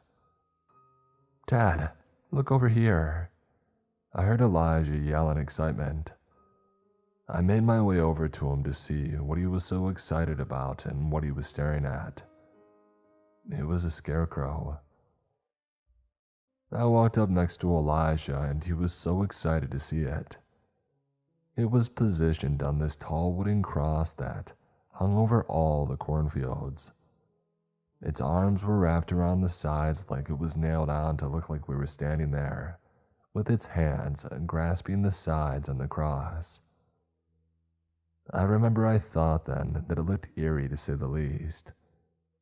On our bright and happy new farm, this scarecrow was like a dark figure in it all, and it wasn't doing the best at its job, as crows rested on the cross with it and on top of its shoulders.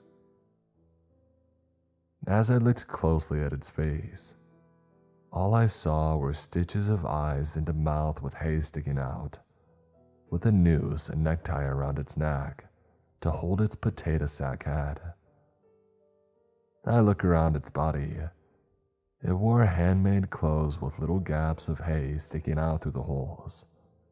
The clothes were like farmers' clothes, but they were all darker shades from being dirty and worn.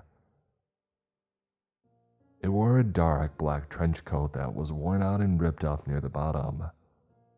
It wore black boots, much like farm workers wear, with a toe box that looked like it had seen better days. And lastly, a dark sun hat on its head as the finishing touch. It felt like it didn't fit in with the rest of the farm, but Elijah seemed to love him. "Can I name him, Dad? Please, please," he said with excitement. I didn't want to ruin his happiness with how off-putting the thing made me feel. What the heck, I thought. If he enjoyed it, I figured that I would suffer with the eyesore for him. "Yeah, go ahead, name it whatever you want." Elijah thought on it for a bit. He looked around the farm and did all the crows and then back at the scarecrow. "Tobias, traitor to all crow kind," he said with such an innocence in his voice. Honestly, giving it a name like that made it seem more or less eerie, weirdly enough. "Well, Tobias it is then." With an arm around him, I said, "Come on, let's go get things unpacked and check out the new place," I said, directing him back toward the direction of the car. Crows calling all around us as we made our way back. The first couple of weeks were great. I started getting a handle on the whole farm life, got all the equipment and the tools that we needed, some minor fix-ups around the house and the barn, and even told Elijah soon that we could start picking out some animals. We even made our way into town, getting to know a lot of the locals. Many of them had never even heard of Crow's Rest when I had brought it up, which was strange to me with how close to town it was. They were excited about the corn that I was promising everyone though. Everything was perfect until it all started happening all at once. I was working on the barn out back, on the opposite side of the crops, away from the house. I was giving it a fresh coat of paint that it desperately needed, when I heard Elijah in the fields. It was like he was talking to someone. Curious about it all, I yelled out to him, "Hey, who are you talking to, buddy?" It was quiet for a bit and I got worried, so I dropped my brushes and walked over to where the walkway that went through the field. "Elijah," I said again, and then he popped out from the crops, looking at me like he did something wrong and he was scared to be in trouble. I tried to see what was the matter. "What's up, buddy? Who are you talking to out there? The birds?" I said jokingly, but he had a nervous look on his face. "I was talking to Tobias," he said, still nervously. I didn't think much of it, so I added to it. "Oh yeah, what did Tobias have to say? Is he ready for some new clothes because his aren't looking so pleasant nowadays?" I continued, joking, as I was whipping some paint that got on my hands on my pants and started walking back towards the barn side. "Tobias doesn't talk much, he just listens." He waved at me, so I waved back at him and asked how he was, Elijah said. I waved at him. It must have been the crow's movement and he got it confused. Still, I didn't want him to think that it could move. "I don't think Tobias can move, buddy. He is made of straw after all." But Elijah interrupted me before I could finish. "He does move, Dad, I've seen it," he yelled out at me. I had no idea what he was talking about or how even to respond back to it. "Are you sure about that one, buddy? When did you see such a thing? Or have I been missing something?" I said, clearly arguing with my 9-year-old about if a scarecrow had moved or not. "Well, he waved at me, and he leaves his cross at night. I see him moving around the field sometimes, and last night he was standing in front of our house." My heart stopped. What did he just say? The other stuff I could let go to was wild imagination. But if he saw somebody standing in front of our house, that's when it started to become alarming for me. Wait, you saw somebody stand in front of our house last night, and you see people moving out in the fields. Why haven't you told me about any of this until now? Elijah looked nervous, like he was in trouble for not mentioning it any sooner, but this was concerning. I tried to level with him on it. Hey, you're not in trouble, but things like this, I gotta know about them, buddy. We can't have people running around our property. It's not safe. I tried reassuring him if someone was stalking around the farm at night. I wanted to know about it. I'm glad that he told me now so that I can keep an eye out for it. It's not people though, Dad. It's Tobias. Again, he tries to tell me that it's the scarecrow, which in reality was probably better that he thought that than it being a person. I didn't want to argue with him and upset him, so I dropped it for now. Okay, let's call it a day and get some dinner ready. I put my arm around him, looking around our fields as we started to head back to the house. Looking at Tobias hanging there before heading out of the fields.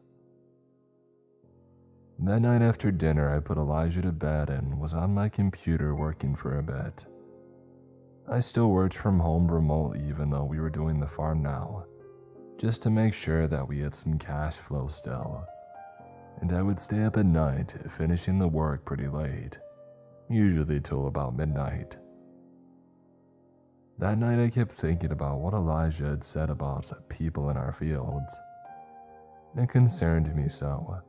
I figured that I would report it to the local authorities in the morning just to have it documented. It was probably just some local kids playing in our fields, if anything. But then I heard something outside. It sounded like slow, trotting footsteps right outside on the other side of the wall that I was sitting. I froze. There really was someone outside. What should I do? I remember thinking. I didn't even own a gun yet. Honestly, I didn't even think that I would need one. I slowly started to get up out of my chair and quickly made it over to the lamp to turn out the lights. I wanted to make the room as dark as possible, so I could maybe sneak a peek out the window to see what it was before it could see me. I heard the slow walking thud of whatever it was still, but it wasn't in the vision of the window corner that I was peeking out of yet. I could feel my heart pounding, nervously waiting to see whatever was just freely walking our property, hoping that it was just some animal. And then I heard something very quietly. I heard words. You're not real. Follow my voice. I can help you. It's just a story. Lost in the dark, all alone. Let me in. It's here. Let me in. It was like broken sentences with long pauses in between them.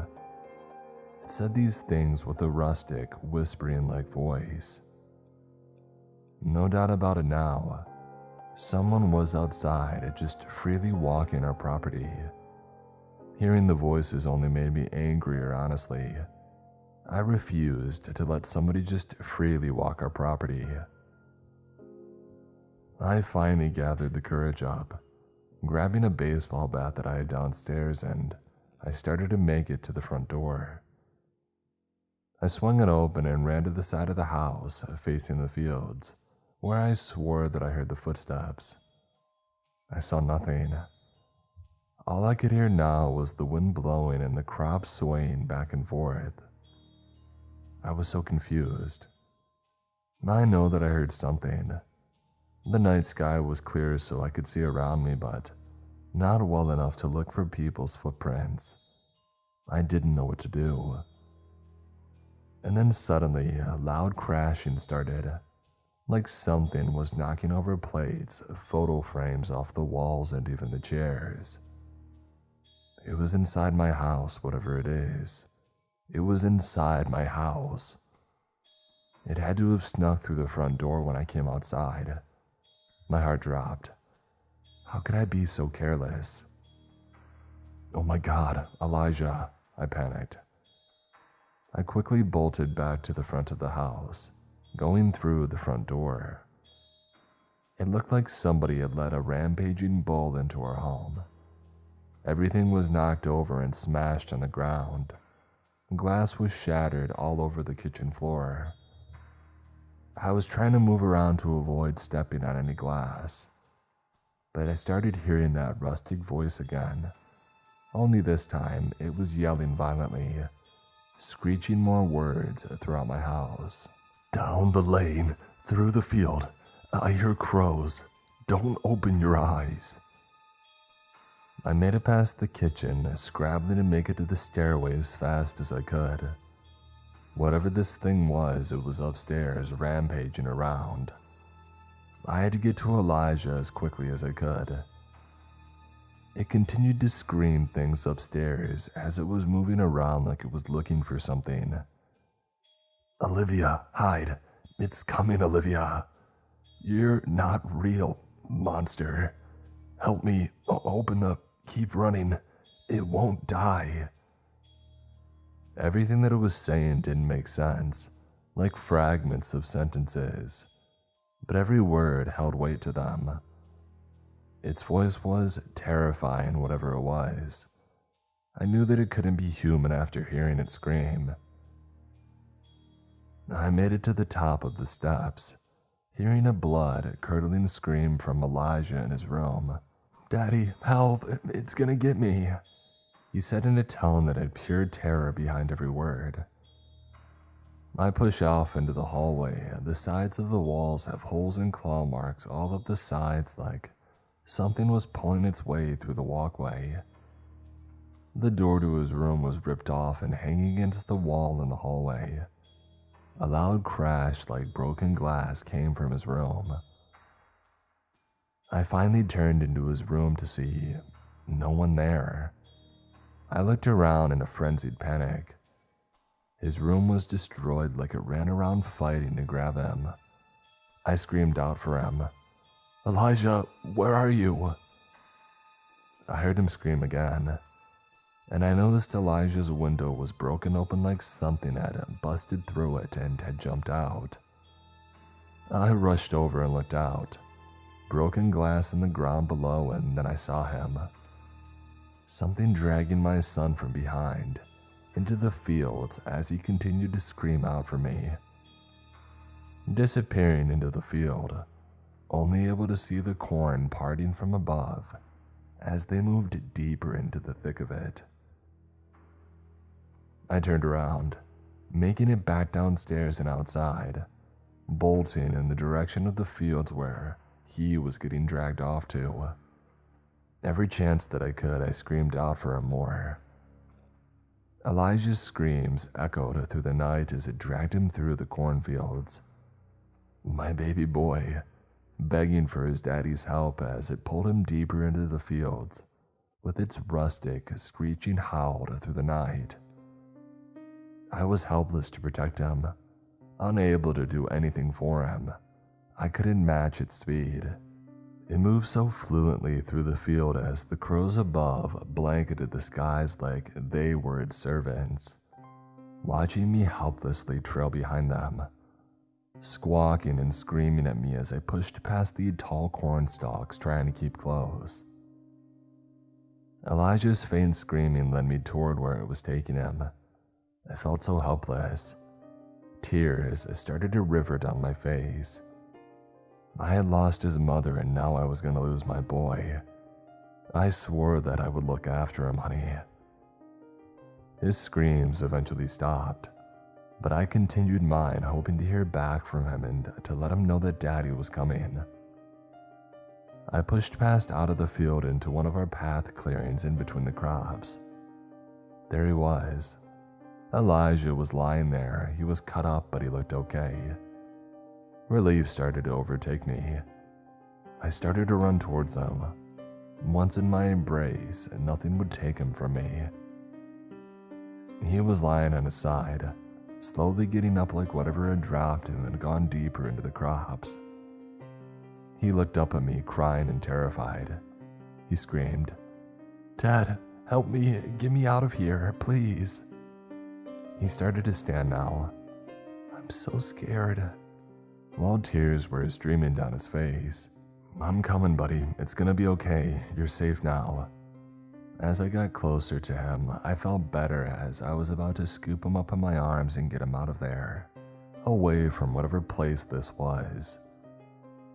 Right when I got close enough, what looked like 8 silhouettes of hands reached out from the crops, grabbing onto him violently before I could, plunging him into the fields, dragging him across the ground back into the thickness of the cornstalk again.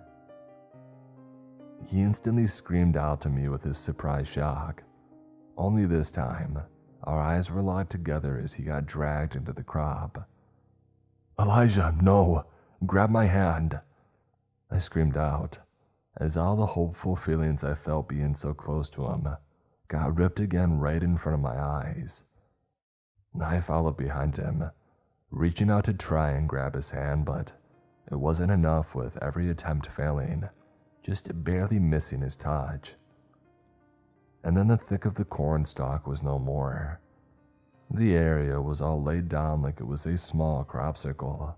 The sky above was nearly blacked out from the swarm of swirling crows overhead, but I could finally see the thing that was taking my son in the bit of moonlight that had peeked through.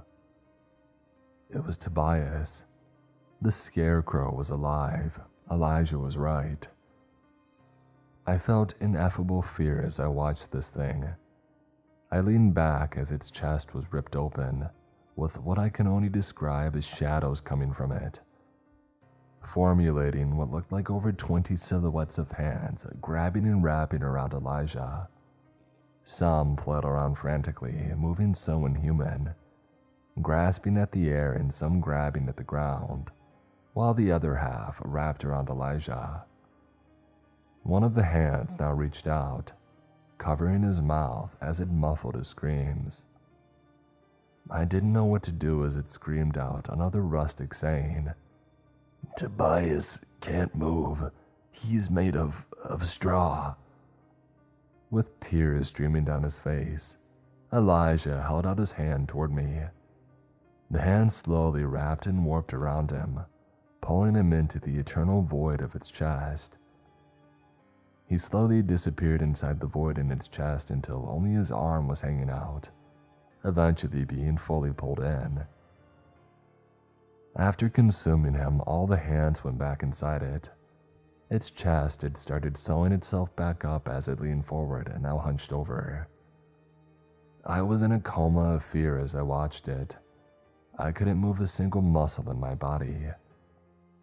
The only noise now was the crows overhead, squawking and flying in a circle above us. The scarecrow twitched every couple of seconds. It slowly began to move again, looking up toward me, staring into my soul with its sewn-together face. It said one final thing that night. "It's just a scarecrow. Don't be afraid." There was calm stillness after that, and then it let out another rustic scream that pierced through the night sky, sending all the crows flying in different directions. I couldn't fight this thing. This had to be some embodiment of a living nightmare. Adrenaline pumping through me, I bolt backward, out of the clearing onto the trail heading back to the house. It pushed out of the crops, falling over it, as it chased in the direction that I was running, quickly recovering and crawling after me, on all fours like it was some animal.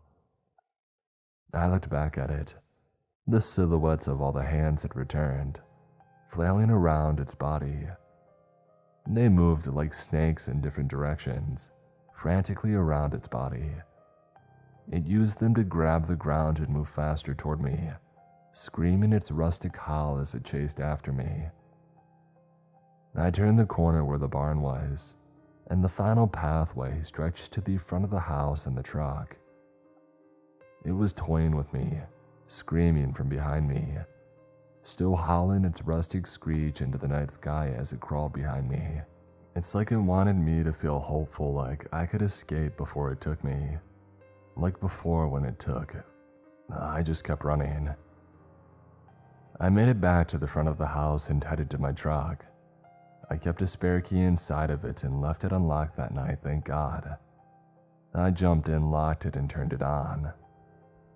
The headlights flashed in front of me, but I didn't see anything. I quickly put it in reverse and I wanted to get out of there as fast as possible. My heart was pounding and tears rolled down my face. I was unable to protect him, feeling like I should have done more, but facing this thing felt like a death wish. I just wanted my son back. As soon as I started to back up, it landed on the front of my truck, smashing the windshield on its landing. Its serpent-like silhouetted arms were now wrapped around the front of the truck. Its face was inches away from mine, the cracked windshield being the only barrier between us. It's like it was looking deep inside my soul with its demonic sewn-together eyes. It let out another scream, its mouth pulling down as the stitched sewing was holding it. The scream was so powerful that it looked like it was about to rip the stitching. I quickly put the truck back in drive and I floored it, moving towards the cornfield and slamming onto the brakes. The creature flew off the front of the truck from the force and it fell to the ground. I watched it scramble on the ground and look back up at me. It tilted its head and it started to lunge toward the truck again. But then I floored it, running over it with my truck. As I did, I heard its rustic cries ring out into the night. I quickly put my car in reverse and ran back over it. Again, it cried out a high-pitched screech. I started yelling back at it now, feeling like I was hurting it like it hurt me. I repeated this motion over and over again. I wanted to destroy it for ripping everything from me.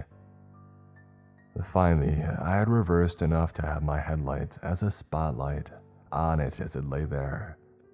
I didn't want to leave, but I rolled over it so many times.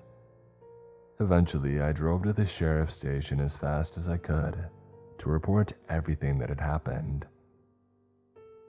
When we had returned to the scene, the scarecrow wasn't there. They didn't believe anything that I said about what had happened that night either. I mean, how could you blame them? Everything that had unfolded sounded like a bad dream. They saw the state of the house and asked me again if there were some details that I may have been missing out on.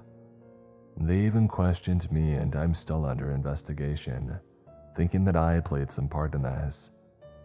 They themselves said a lot was unexplainable, but the case is still open to this day on my son's disappearance. I still hear its rustic voice mimicking my words in my head at night. I know what I saw and what took him, and it's still out there.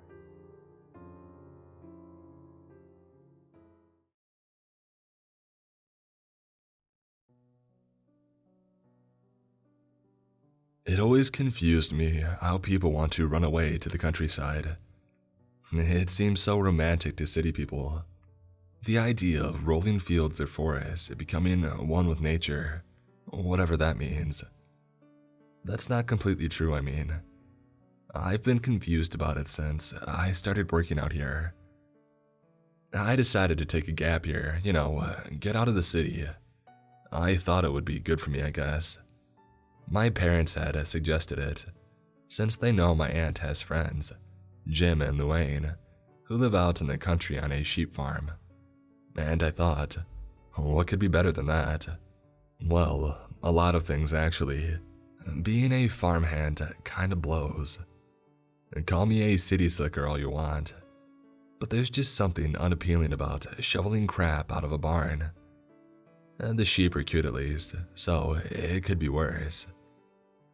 So, here I am, I guess. The farmhouse is nice enough, if a little dusty and spider-ridden. My aunt's friends are good folks when they aren't trying to set me up with their daughter, Prudence. And the pay is pretty decent if I can stomach the crap smell. James is a good teacher and I'm a good learner, so he got me up to snuff on my duties quickly. Feeding the sheep, mucking out the barn, and hanging around the pasture to make sure none of them get eaten. James and Luane and their son, Dashiell, handle shearing the sheep. It's the spring thaw, so they're happy to have extra hands around to help since Jim's shoulder has been bugging him and it's good to feel needed. I spend a lot of time outside in the pasture with these sheep and their dog, Ace. I'm not always alone. Sometimes Dash comes around to chat and share coffee. I'm glad that he comes around. I feel safer when he's there, since he actually knows what he's doing. It's easy to feel how alone you are when you're in the pasture, especially since it's wet season, and there's a fog in the air near constantly. When I'm on the far end of the pasture, I can hardly see the house off in the distance. I found it pretty peaceful the first few days, sipping coffee and watching these sheep graze without a care in the world. On the 6th day, Dashiell comes up to me with a job. He's carrying a box of tools under his arm, wearing his lined jacket and that big crooked tooth smile on his face. "Hey Jack, Dad said there's an old well in the woods," he says. "Yeah, what about it?" I asked. "He said that he wants me to go uncover it for him so he can take a look at it. He doesn't want to head out to do it on his own because of his shoulder, so he wants me to get it ready for him." He pauses for a moment, rubbing his nose. "You want to come?" It's a decent break from standing around in the fields. Dash is good for conversation, and the woods are just beginning to come alive after the thaw. It's pretty beautiful this time of year, and the air is cool but not freezing. The birds are chirping in the trees. It feels like a real breath of fresh air. And we find the clearing pretty quickly. There's a big stone wall in the middle of it, boarded up by decaying planks of wood. Moss clings to the stone and wood in patches, while the grass is dead all around it. The bird song sounds further away here, off in the distance. An uneasy feeling settles over me. I look up at Dash, but it doesn't seem like he cares, since he just walks up to the well. He wraps his knuckles on the wood. It looks drenched and rotting, since it's been raining the past few nights. "Doesn't look too hard to open up," he muses, setting his toolbox down and rummaging through it. My hair is standing up on end for some reason. It feels like I'm being watched almost. I shuffle closer to Dash and keep an eye on the tree line. He pulls out a claw hammer. It looks comically small for his massive workman hands. He starts with the nearest board to him, and he pries it off easily, the rotting wood splitting around the nails holding it down onto the stone. The other boards come off just as easy. Dash peers down the well. I join him. I almost get a feeling of vertigo at how deep the well is.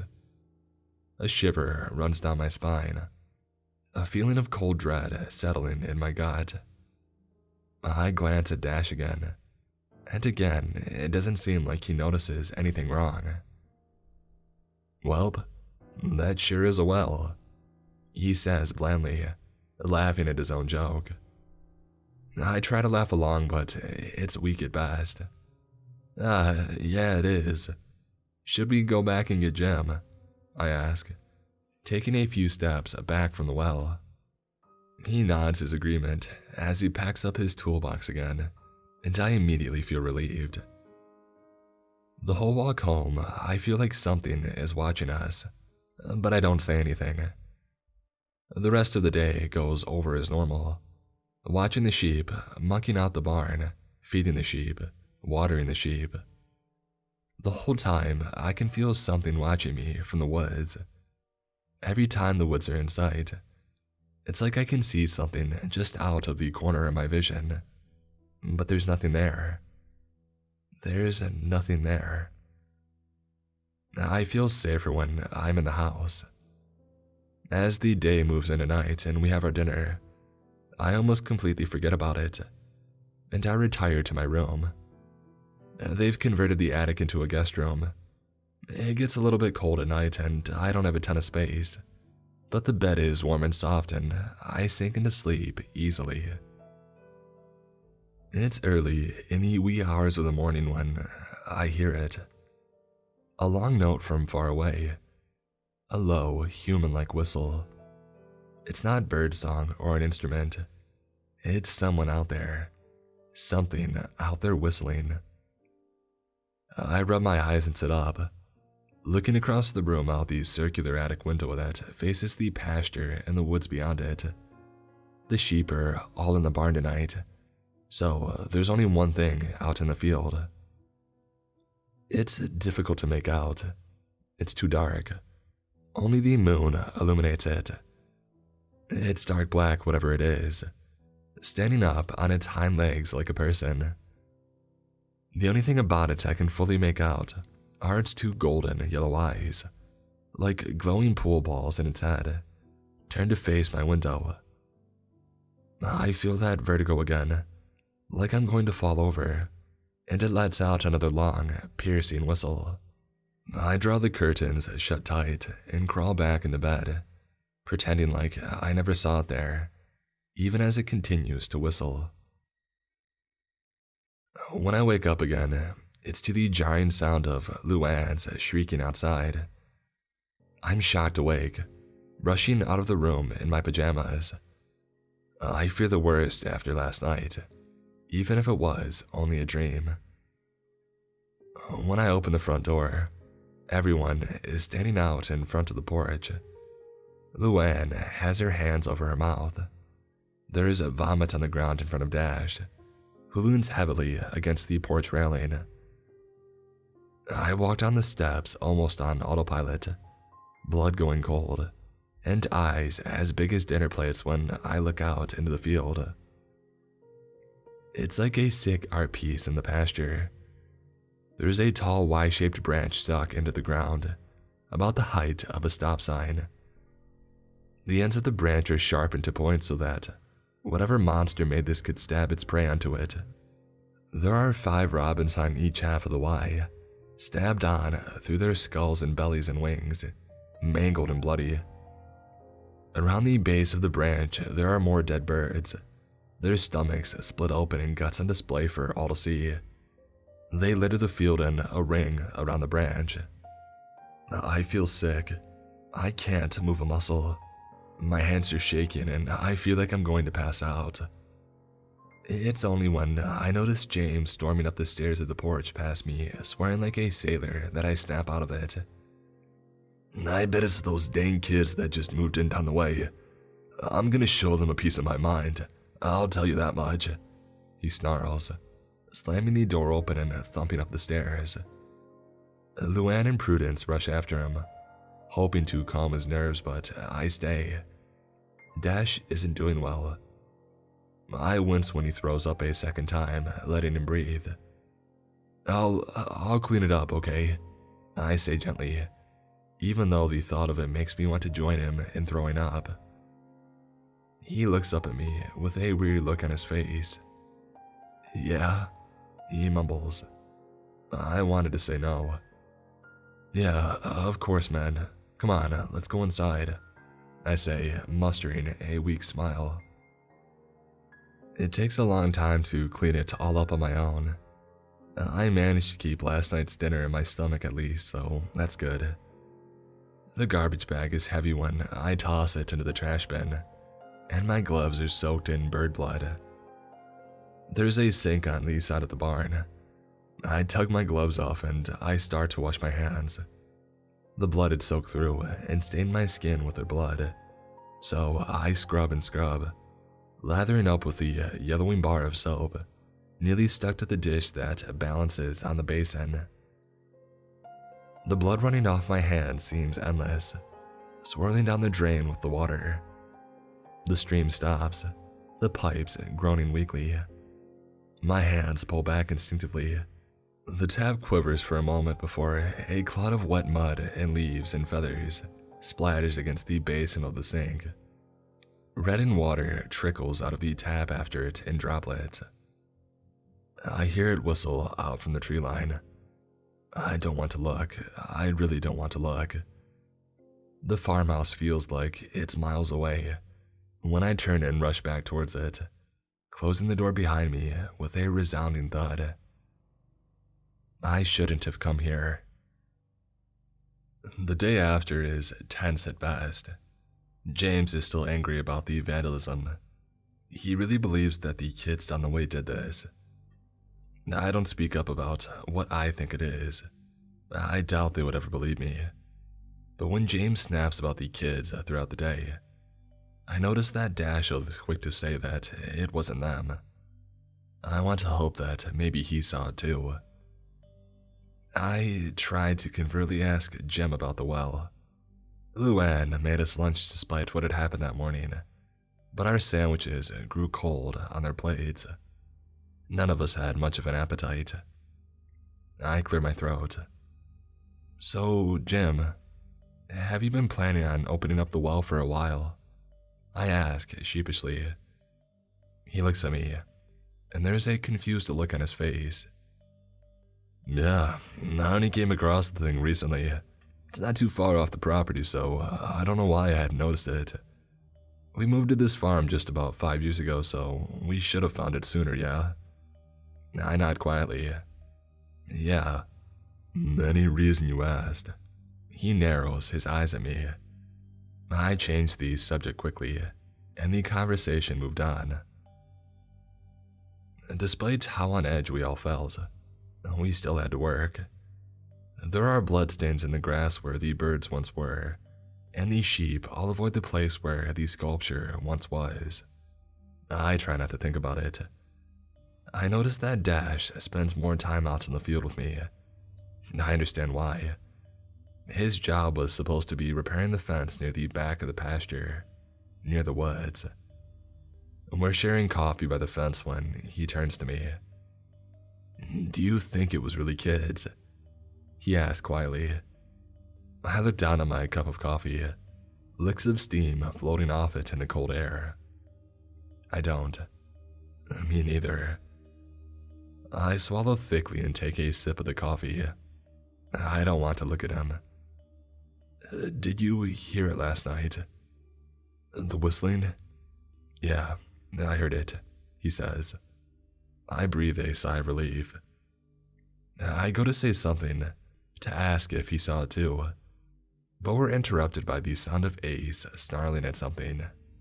When I look at him, he's got his fur standing up on end, teeth bared and drool dripping from his lips. He starts barking.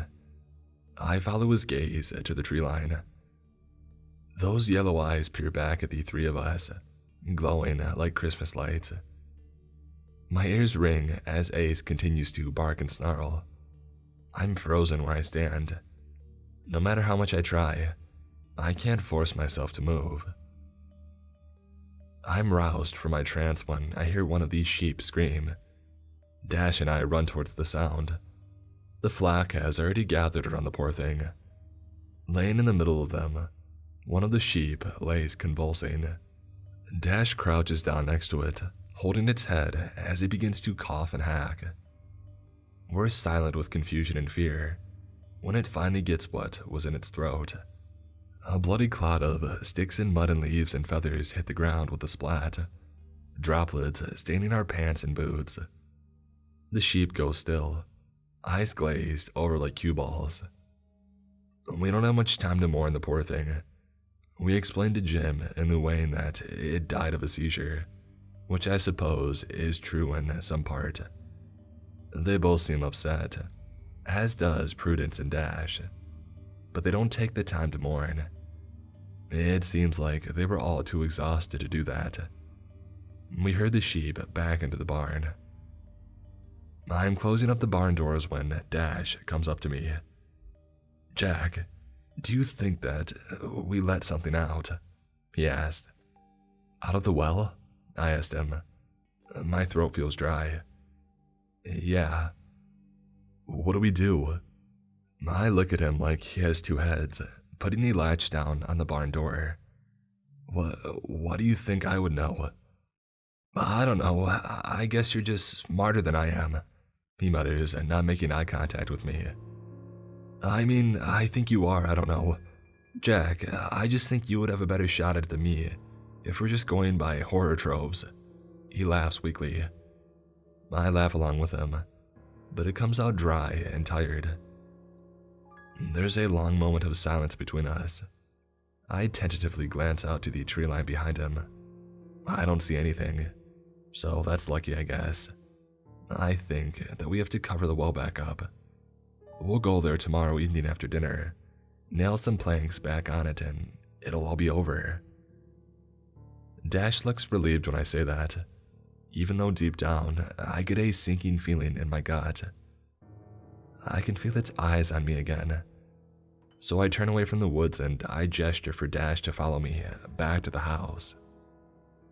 It's late at night again when I hear it again. The whistling is closer now. I don't want to look out the window. I really don't want to look, but there's some part of me that forces my legs to move. I peek out the window and there, out in the yard, there it is. It's like a wolf standing on two legs, teeth yellowed and saliva dripping from its lips. It whistles again, and with it, I can hear its heart beating, probably below the black cape that it wears around its body. I don't want to look at it, but I can't stop myself from staring down at its huge, bulbous golden eyes, staring back at me.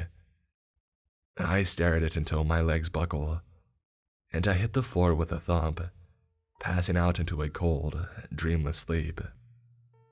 No matter what weird trance that thing put me in that night, hearing Jim cussing like a madman is enough to wake me up. When I do, there's blood staining the sheets. My hands are wet with blood. My legs feel like they're 100 pounds each. I'm shaking when I walk down to the bathroom. The sink turns on with a squeak from the old metal taps, the stream of water washing away the mess.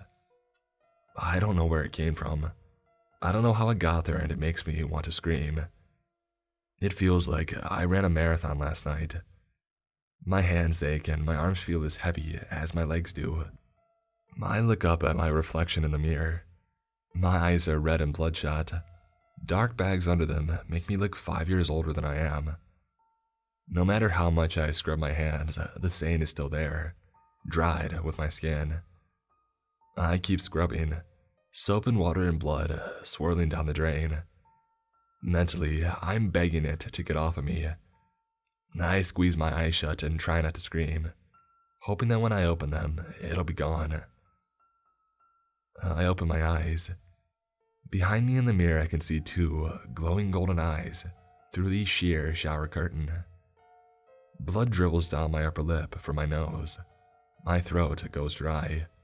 The water feels cold. I feel cold. I grab a tissue to stop the bleeding, holding it up to my nose and turning the taps off. I rush down the stairs, slamming the bathroom door behind me. When I make it to the main floor, I stop in my tracks. After what I saw in the bathroom, I had almost forgotten what woke me up in the first place. The front door is open. I want to throw up. There's a rabbit nailed to the front door by a spike through its body. Its blood has long since dried, but the smell of death lingers in the air, not helped by the line of 4 other dead rabbits, each split open on a different step on the porch. I know that Jim is yelling, and I can hear him storm past me to get his gun, but I can't make out what he's saying. My ears are ringing too loudly. I feel sick, my heart rate speeding up and my head feeling woozy, as I stare into the blank, milky eyes of that rabbit. Something doesn't want me here. Something hates me so much that it would do something like this just to send a message. Something hates me so much that it made me do that. The ringing in my ears only grows louder. I squeeze my eyes shut, and I can see it. Last night, moonlight above the pasture. I moved on my own, even though I didn't want to. It wouldn't let me go. It left the rabbits for me. It left these spikes that held the wood over its well in place. I was asleep, but my eyes were open. I thought it was a dream. I thought it was just a nightmare. I opened my eyes again, heart thumping in my chest and bile rising in my throat. Nobody is looking at me. Nobody knows what I've done. I look around the room. I look at Dash. I can't force a single word out of my throat, but he looks back at me and nods. He walks away and I'm left in the room alone. We understand what we have to do without saying anything to one another. I wish that I could be as brave as him. I wish that I had never looked out my window last night. It has to end tonight. We don't bother with breakfast or lunch that day. We've all lost our appetites. It's right out to the field with me. Dash is tasked with fixing a broken part of the barn. I'm glad for it. It means that he can survey what we have to cover up the well. The only issue is that it leaves me alone in the field. I wish that he were here to stand with me. Even just having him around makes me feel less afraid. But he's not here. I can see Jim over at the house, scrubbing at the front door to get the bloodstain out. Guilt roils in my stomach and it makes my hands feel sweaty. There wasn't anything I could have done, but still, I feel like crap. At least it'll all be over soon. It's not long now. I'm broken on my thoughts when I hear a low whistle from the woods. I whip my head around. Looking out to the tree line before, I hear a loud shout from the barn. Dash. I don't even realize that I'm running until I'm almost at the barn door, rushing inside while I hear the sound of Jim coming towards the scene as well. They keep the building supplies up in the loft. My heart drops when I see Dash on the ground. I'm frozen in place, eyes wide and hands shaking. No, he can't. He can't be. I'm unstuck when I hear him groan in pain. I'm at his side on my knees in a moment, but not sure what to do. His left arm is bent at an odd angle, a pool of blood leaking from the back of his head. My hands fumble in the air above him, as if there's something that I can do. I can't stop shaking. Sweat beads on the back of my neck, tears filling my eyes and making it hard to see when Jim rushes in. I hear him swear. I hear Dash respond weakly from the ground, but nothing registers. All I can hear is my heart pounding out of my chest. In my head, I can hear a whistle piercing like the sound of a gunshot. There's nothing that I can do. There is nothing I can... Jack, what the hell are you sitting around for? Jim's shout snaps me out of my stupor. I hear him on the phone calling an ambulance and I look down at Dash. He looks back at me, bleary-eyed, and clearly in pain, and he murmurs to me, "Can you do it on your own?" It's getting dark out. I'm at the farm by myself.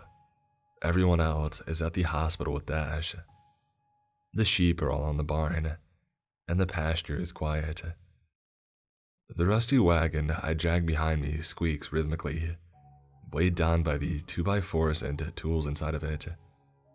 My headlamp lights the way, and Jim's shotgun is heavy in my free hand. It feels like a funeral march. There's no sound in the air, not an owl call or cricket, just the squeak of my wagon and the sound of my footsteps. It doesn't take long to find the well. The sky is red and the sun is dipping below the horizon and spilling its light through the trees like wine. I come to a halt next to the well. It's as deep as it ever was, seeming to go on forever without an end in sight, fading to an inky blackness that makes my stomach turn.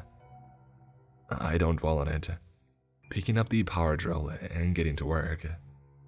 I'm anxious of the setting sun, trying to get the job done as quickly as possible, drilling holes for these spikes to go into. I'm losing sunlight fast, but the fear of whatever the heck came out of the well lights a fire under my butt. The nails sink through the wood with a thunk each time, making me feel less and less scared with each board.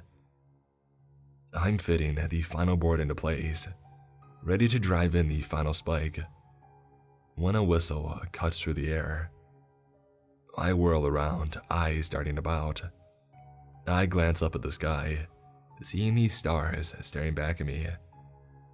I hardly notice the sun fading away.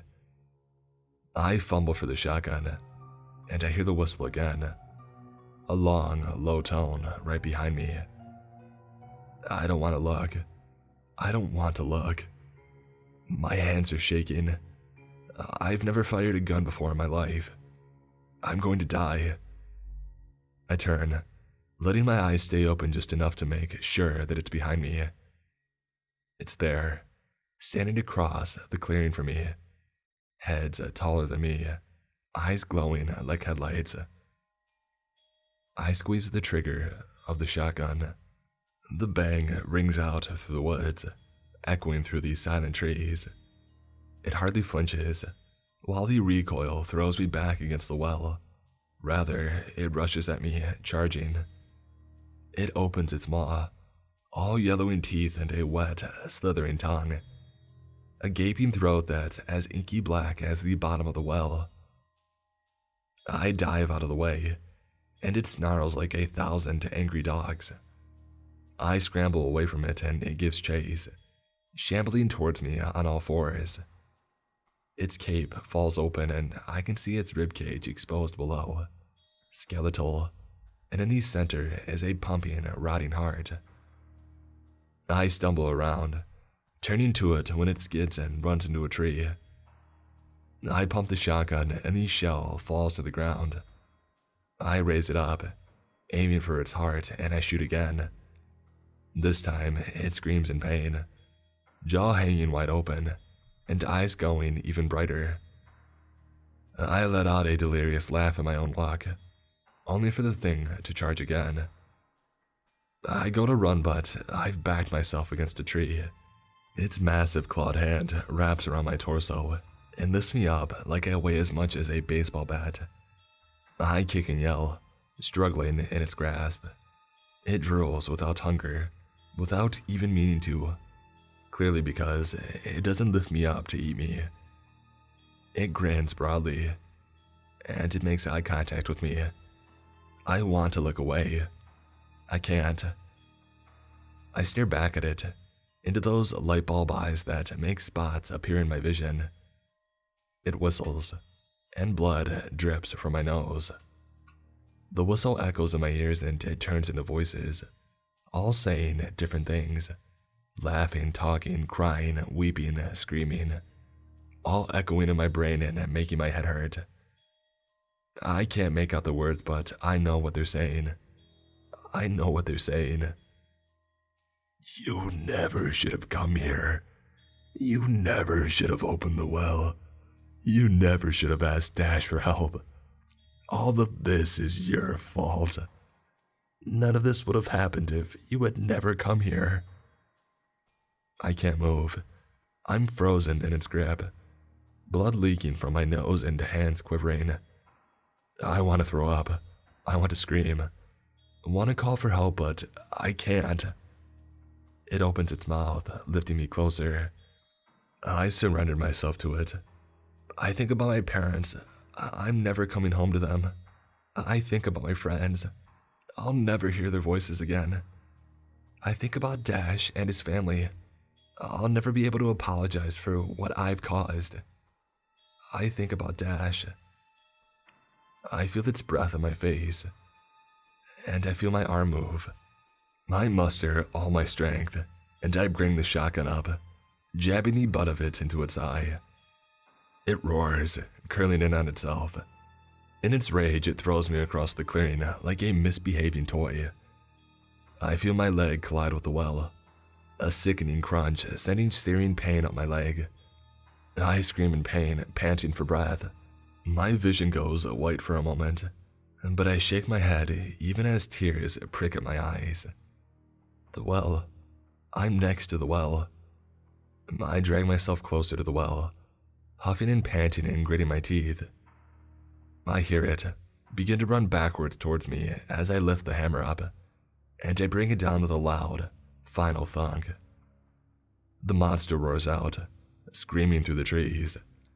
I squeeze my eyes shut, and even as I do, I still see the blinding light that flashes as it disappears. And I wait. For a minute that feels like years. And I hear crickets in the woods. Exhaustion finally seeps into me, the pain of my injury hitting me with full force. I let my eyes slide shut, and I hear the sound of birds and bugs as I slowly drift into blackness. When I wake up, I hear the sound of a heart rate monitor, the sound of gurneys being pushed around, and distant chatter. No whistling. I breathe a sigh of relief. My legs feel like hell. I sit up in bed, looking around the room. It's a hospital, obviously. The family must have found me. My assumption is confirmed when I look over and the curtain is drawn back to another one of the beds. Dash is sitting in it, looking over at me. He's got a cast around his arm and a bandage around his head. He's beaming at me. "What?" I ask, my throat hoarse. I can't keep the smile off my face. His grin is infectious. "I'm glad you know you didn't die," he responds. It makes me laugh a little. "I'm glad I didn't die too. Did you tell them to look for me?" I asked. He nods. "You did it, right?" "I think so." He sighs, clearly relieved, leaning his head back into his pillow. Whatever tension was there melts out of him. "We should be resting," he mumbles. "I can finally sleep." "Yeah, we should," I agree. "I'm not much for conversation. Not right now." It's only a few minutes before Dash is snoring across from me. I close my eyes, trying to drift into sleep. And then I hear that whistling in my head.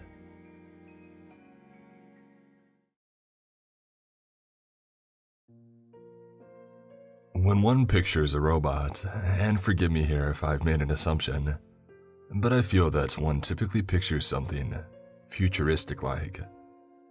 Flashing lights, a shining chrome, beep boop bop, laser beams and an antenna and all that. Our boy's nothing like that at all. He's been on the farm for as long as I can remember. As long as my pa can remember. And my grandpa never told my pa where the robot came from. If he ever even knew himself. All the old man said on the matter was that he had promised to keep the robot hidden, and made us all promise to do the same. And we've kept our promise. Until very recently, our family were the only ones to know about Evanglattli. That's his name, Evanglattli. That's what we called him. I'm looking at him right now. I'm watching him through the mist of the morning, playing a game with my little sister and my little brother. He's a tall boy, gotta be more than 6.5 feet tall by my reckoning. Now, it's tough to describe a man made of metal as ancient, but there's really no other word for him. He's been carrying on without fault or fail for decades now, but Evanglattli always looks like he's on the edge of total collapse. I ain't never seen a more rusted piece of machinery in all my days. And as best as my pa tries, he can only ever scrub off the surface scars. The rust goes deep. I shield my eyes from the encroaching drizzle, but Evanglattli don't mind it. My siblings certainly don't. He's all beams and springs and gears. You can see them turning as he moves from place to place, whistling and rattling as he does so. We ain't got no idea how Evanglatli's powered, and he won't tell us. We've long since given up asking. But back in the early days, he had only put a segmented, screw-like finger to his mouth. And tell my pa that it's a secret. Occasionally, a cloud of steam will burst from the pipes in his waist or his shoulders, but it ain't regular. I watch as he picks up my brother, Feeder, to a squeal of laughter and spins him around in a circle. "Me next," shouts Yulia, my sister, jumping up and down through the fog. "Me next." My pa had fitted Evanglattli with a pair of heavy brown leather gloves a few weeks ago. I'm not sure why he didn't do it earlier, to be frank, given the rust on his fingers. Evanglattli loves them, but man, if it sure doesn't make him look goofy. I smile good-naturedly as I catch a flash of them through the early gray mist. He's a great worker, is Evanglattli. Loves to till, never tires of plowing. He's great at fixing too.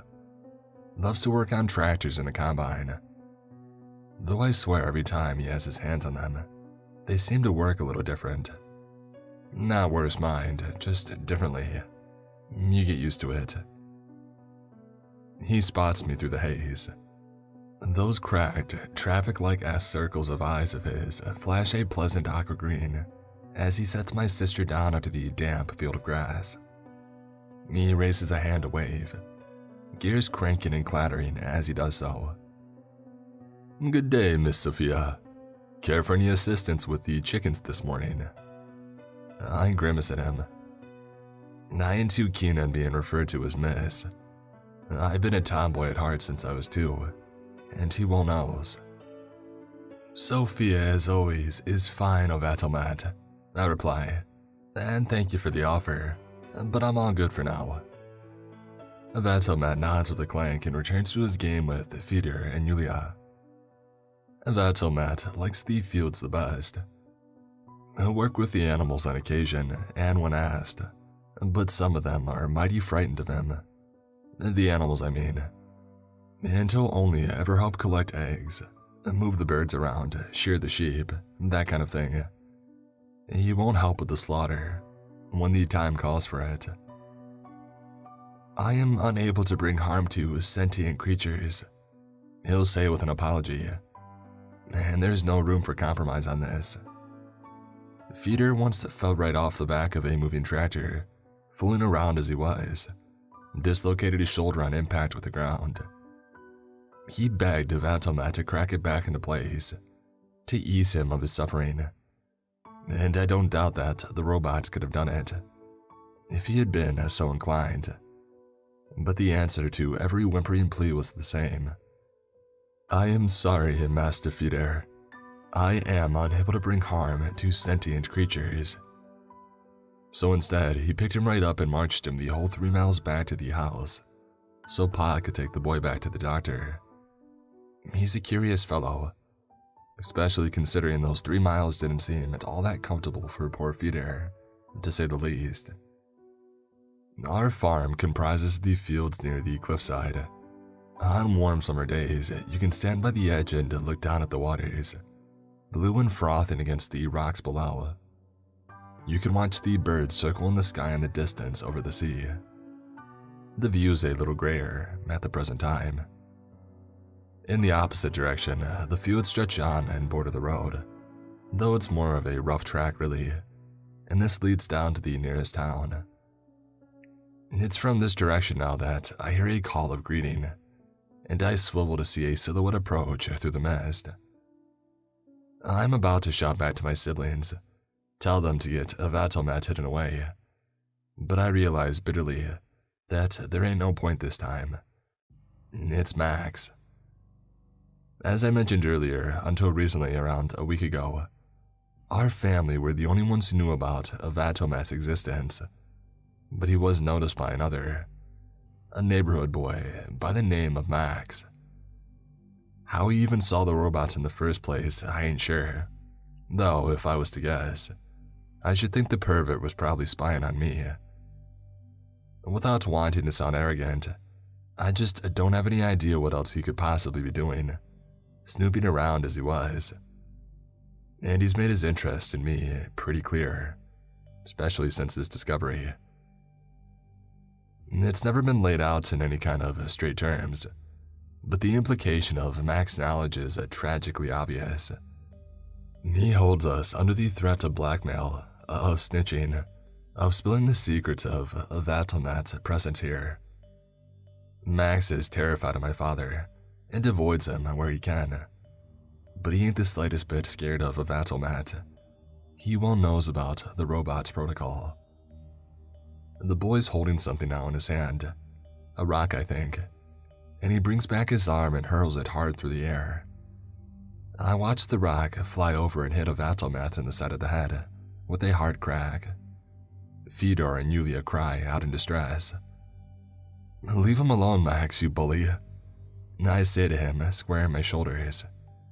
Max only laughs, stepping close to me. "He's a robot, Sophia. He don't give a shit. Do you, robot?"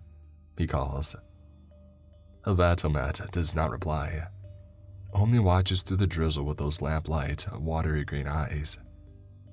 Max laughs again. "He's a little metal baby is all." "Don't speak like that in front of the kids, Max," I reply coldly. "What are you doing here?" "Well, can't I come to see my favorite girl in the morning?" he replies, leaning his face close to mine. I pull back and irritation flashes across his face. If only the boy would stand a little straighter, smile with a little less of that horrible sneer in his lips. He wouldn't look half bad, to be sure. But he don't. He never has and he never will, I would wager. And it's too late for that anyway. He's a rotten boy, rotten to the core, and I want nothing to do with him. I'm not sure how keen Max truly is to tell the town about the robot.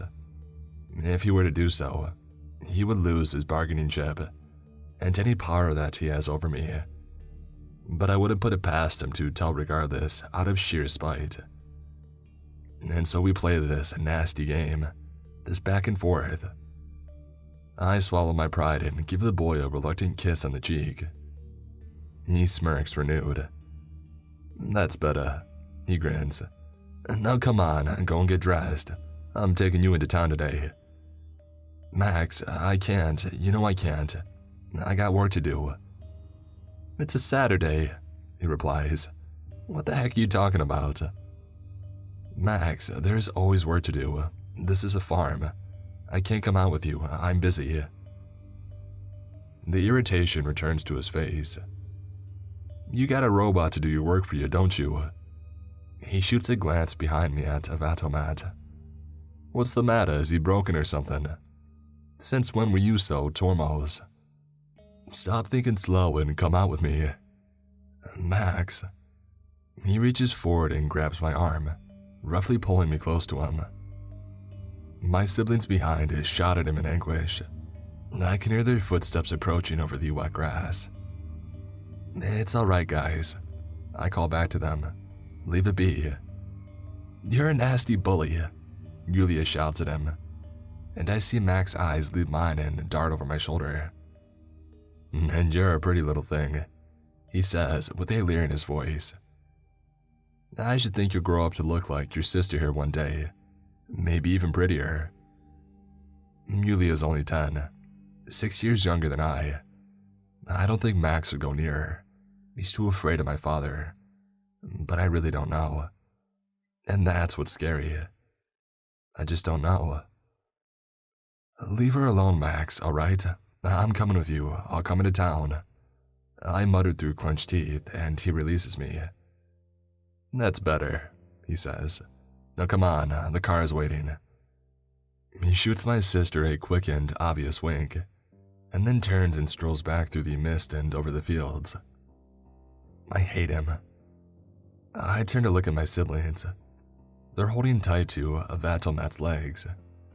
My eyes meet the robot's. They flash a bright green through the haze. The day in town is one rife with forest intimacy. It makes my skin crawl, but I give a little ground and keep him placated. I let him put his hands around me. I let him kiss my cheek. But eventually the day, as long as it is, comes to an end. At the break of the evening, he drops me off at the end of the road, and it's clear that he's wanting something more. But I just can't. And so I push him away. He flushes. He had been building up to this all day, and I had just gone and rejected him like it was nothing. His mouth twists, and I intercept preemptively.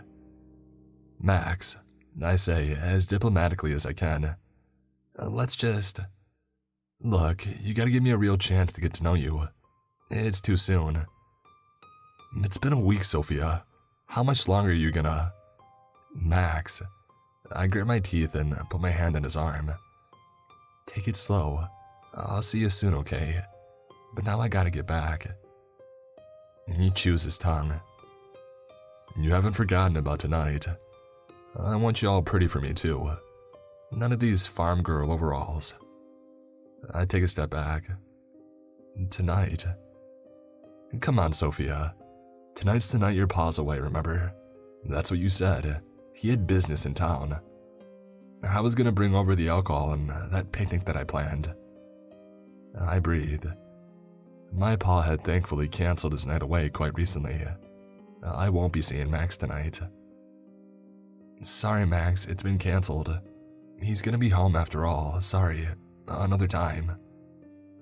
Max clenches his fist. "But I had everything prepared. I got the food all made. Sorry, another time." I force myself to wave and then quickly turn to leave, striding over the field and along the fastest route back to the house. I don't turn back, but after a while, I hear the car starting and driving steadily away. This ain't sustainable. I'm gonna have to come up with a proper plan in dealing with Max. This can't go on.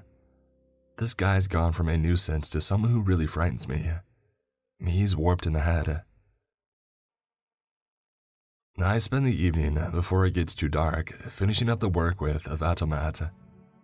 He's strong.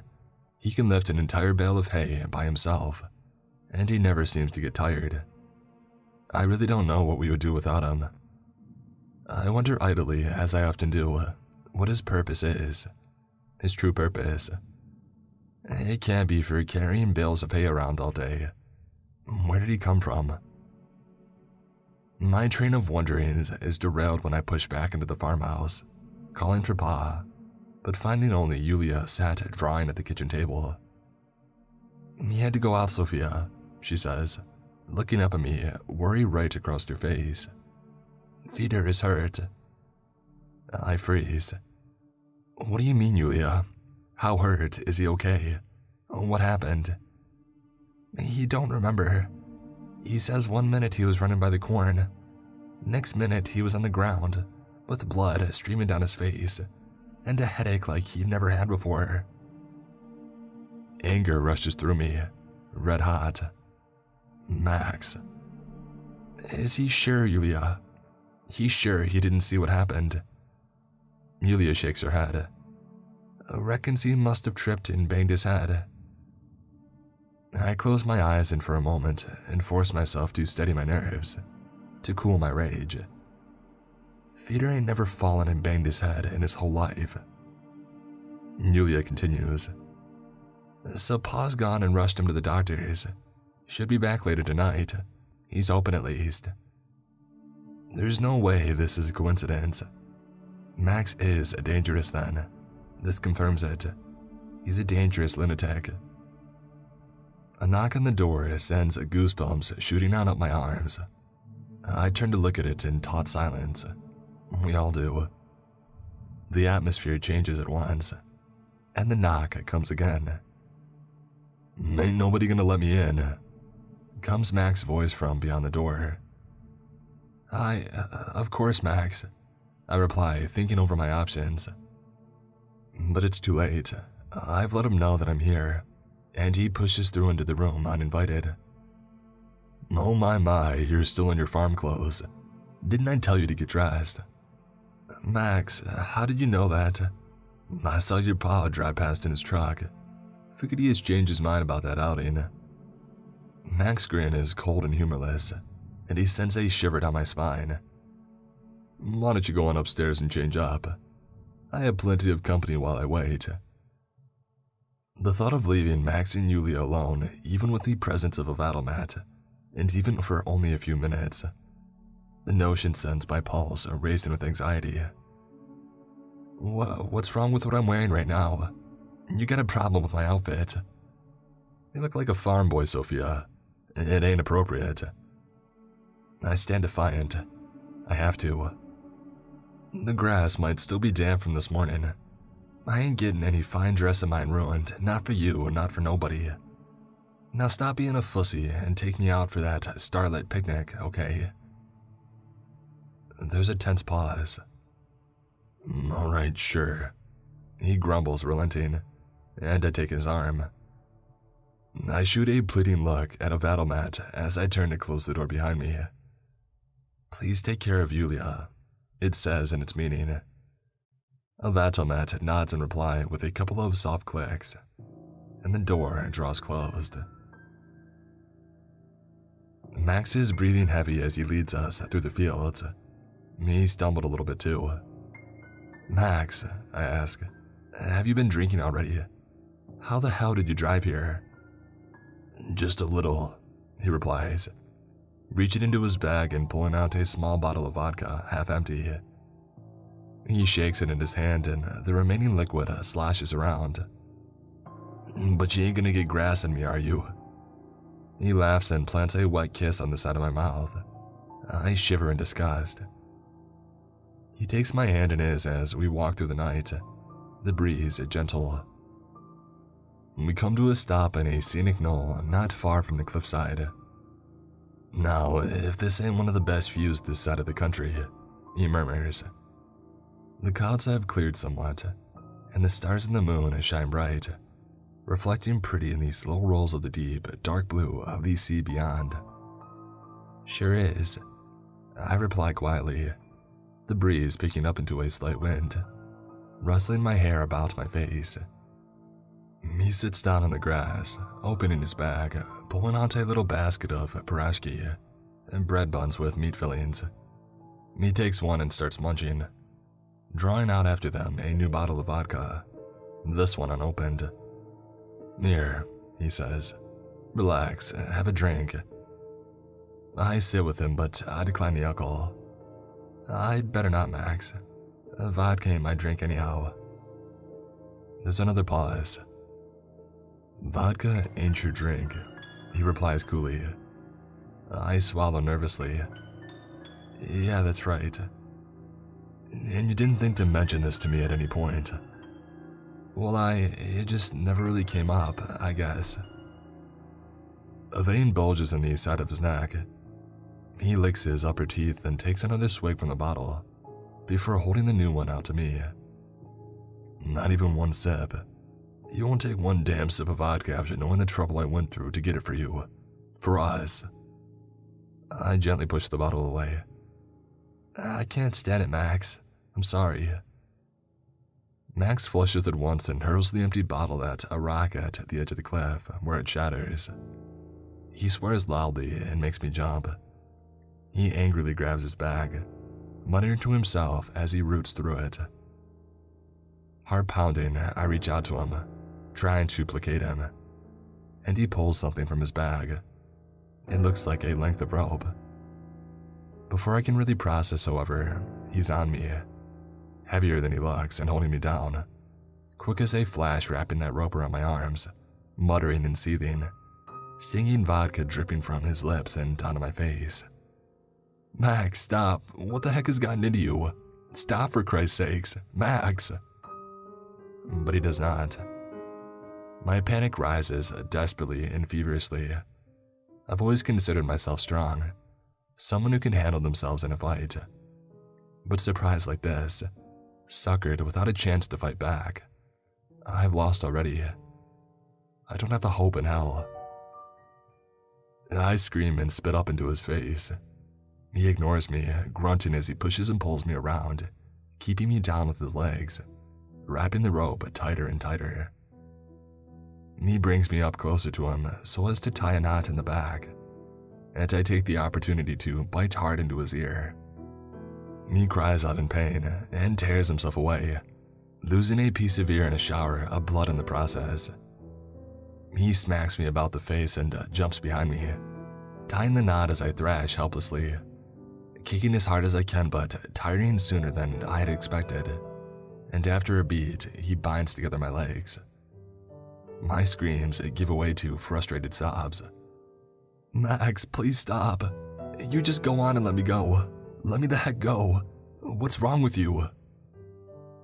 "I gave you every chance, you stupid girl," he hisses, cracking open the new bottle and taking another mouthful.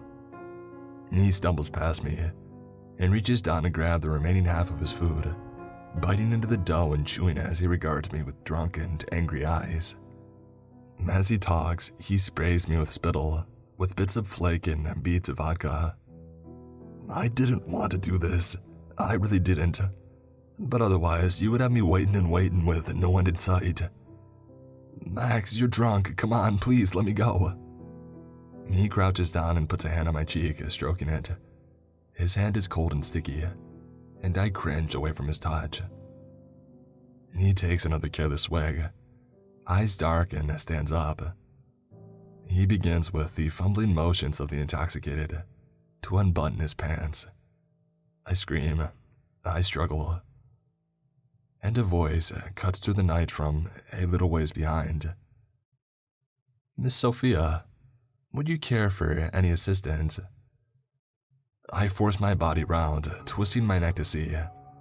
Max turns likewise. Terror passes momentarily across his face, and then vanishes at once, replaced with a laugh.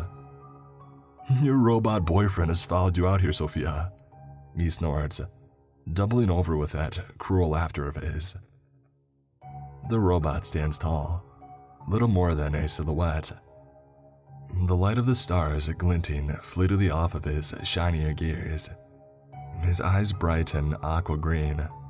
The long grass rustles in the rising wind above his feet. He cocks his head.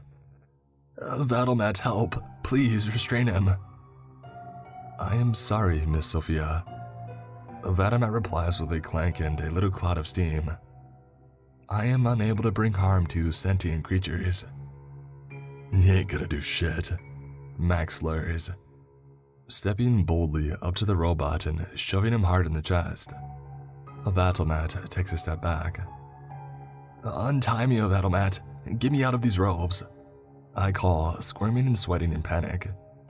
But as Evanglattli makes to move towards me, Max staggers back a few steps, grabs a handful of broken glass, and stuffs it into my mouth. The sharp edges cut the inside of my lip, and I imagine he cuts himself too in the process, but he doesn't seem to care. Before I have a chance to spit it out, he's gagged me with a length of torn fabric, tying it around my head to keep it in place. The alcohol residue stings like fire in the cuts the glass makes in my cheeks. Max rises to a stand and points a shaking finger at Evanglattli. "Stay right there, robot. Stay right the heck there." He takes another swig of vodka. "You can't harm a sentient creature, is that right? Well, you try and untie these ropes and you'll cause Miss Sophia a great deal of squirming and shifting. And that glass is gonna do a world of harm to her little mouth. So you keep your distance, all right?" Evanglattli stops with a clank and a hiss. He looks from me to Max and then down to the ground, and then back to Max. He cocks his head, and his eyes flash. A gear in his chest turns, but the robot does not move. "In fact, you know what?" Max shouts, grabbing the last of his food, taking a bite, sipping on another mouthful of vodka to wash it down.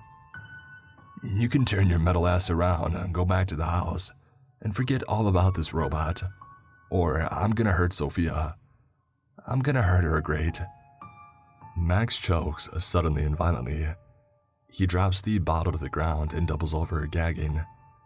His throat convulses in the moonlight as he tries and fails to take in another breath.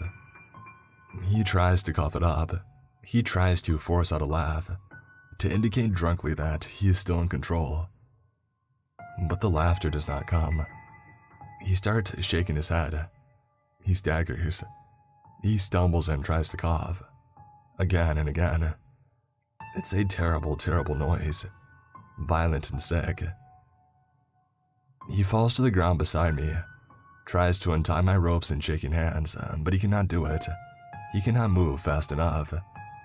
He cannot make up his mind on the best course of action, and the clock is ticking. I can only watch wide-eyed. Max rises up and claws at his neck. His fingernails cut the flesh and he falls to the ground a second time, crawling through the grass, grabbing a hold of Evanglattli's leg, pleading, begging, spluttering and choking as he scratches at the metal with one hand, and desperately kneads his throat with the other. Evanglattli looks down at him dispassionately. Help! Max chokes, a wordless plea. His eyes begin to roll back up into his head. The wind blows through the grass. You seem to be in need of the Heimlich maneuver, Master Max, says Evanglattli, as two shimmering silver leaves from a faraway tree blow past his face. Unfortunately, the force of such a maneuver delivered by myself would likely result in the breaking of ribs. Evanglattli's eyes flash a brighter and deeper green, shining gems in the darkness. And I am unable to bring harm to sentient creatures. Max's scream catches somewhere between his lung and his throat. His chest contracts repulsively, and he scrambles drunkenly to his feet. Stumbling, his legs carry him one direction. His torso tries to take him another.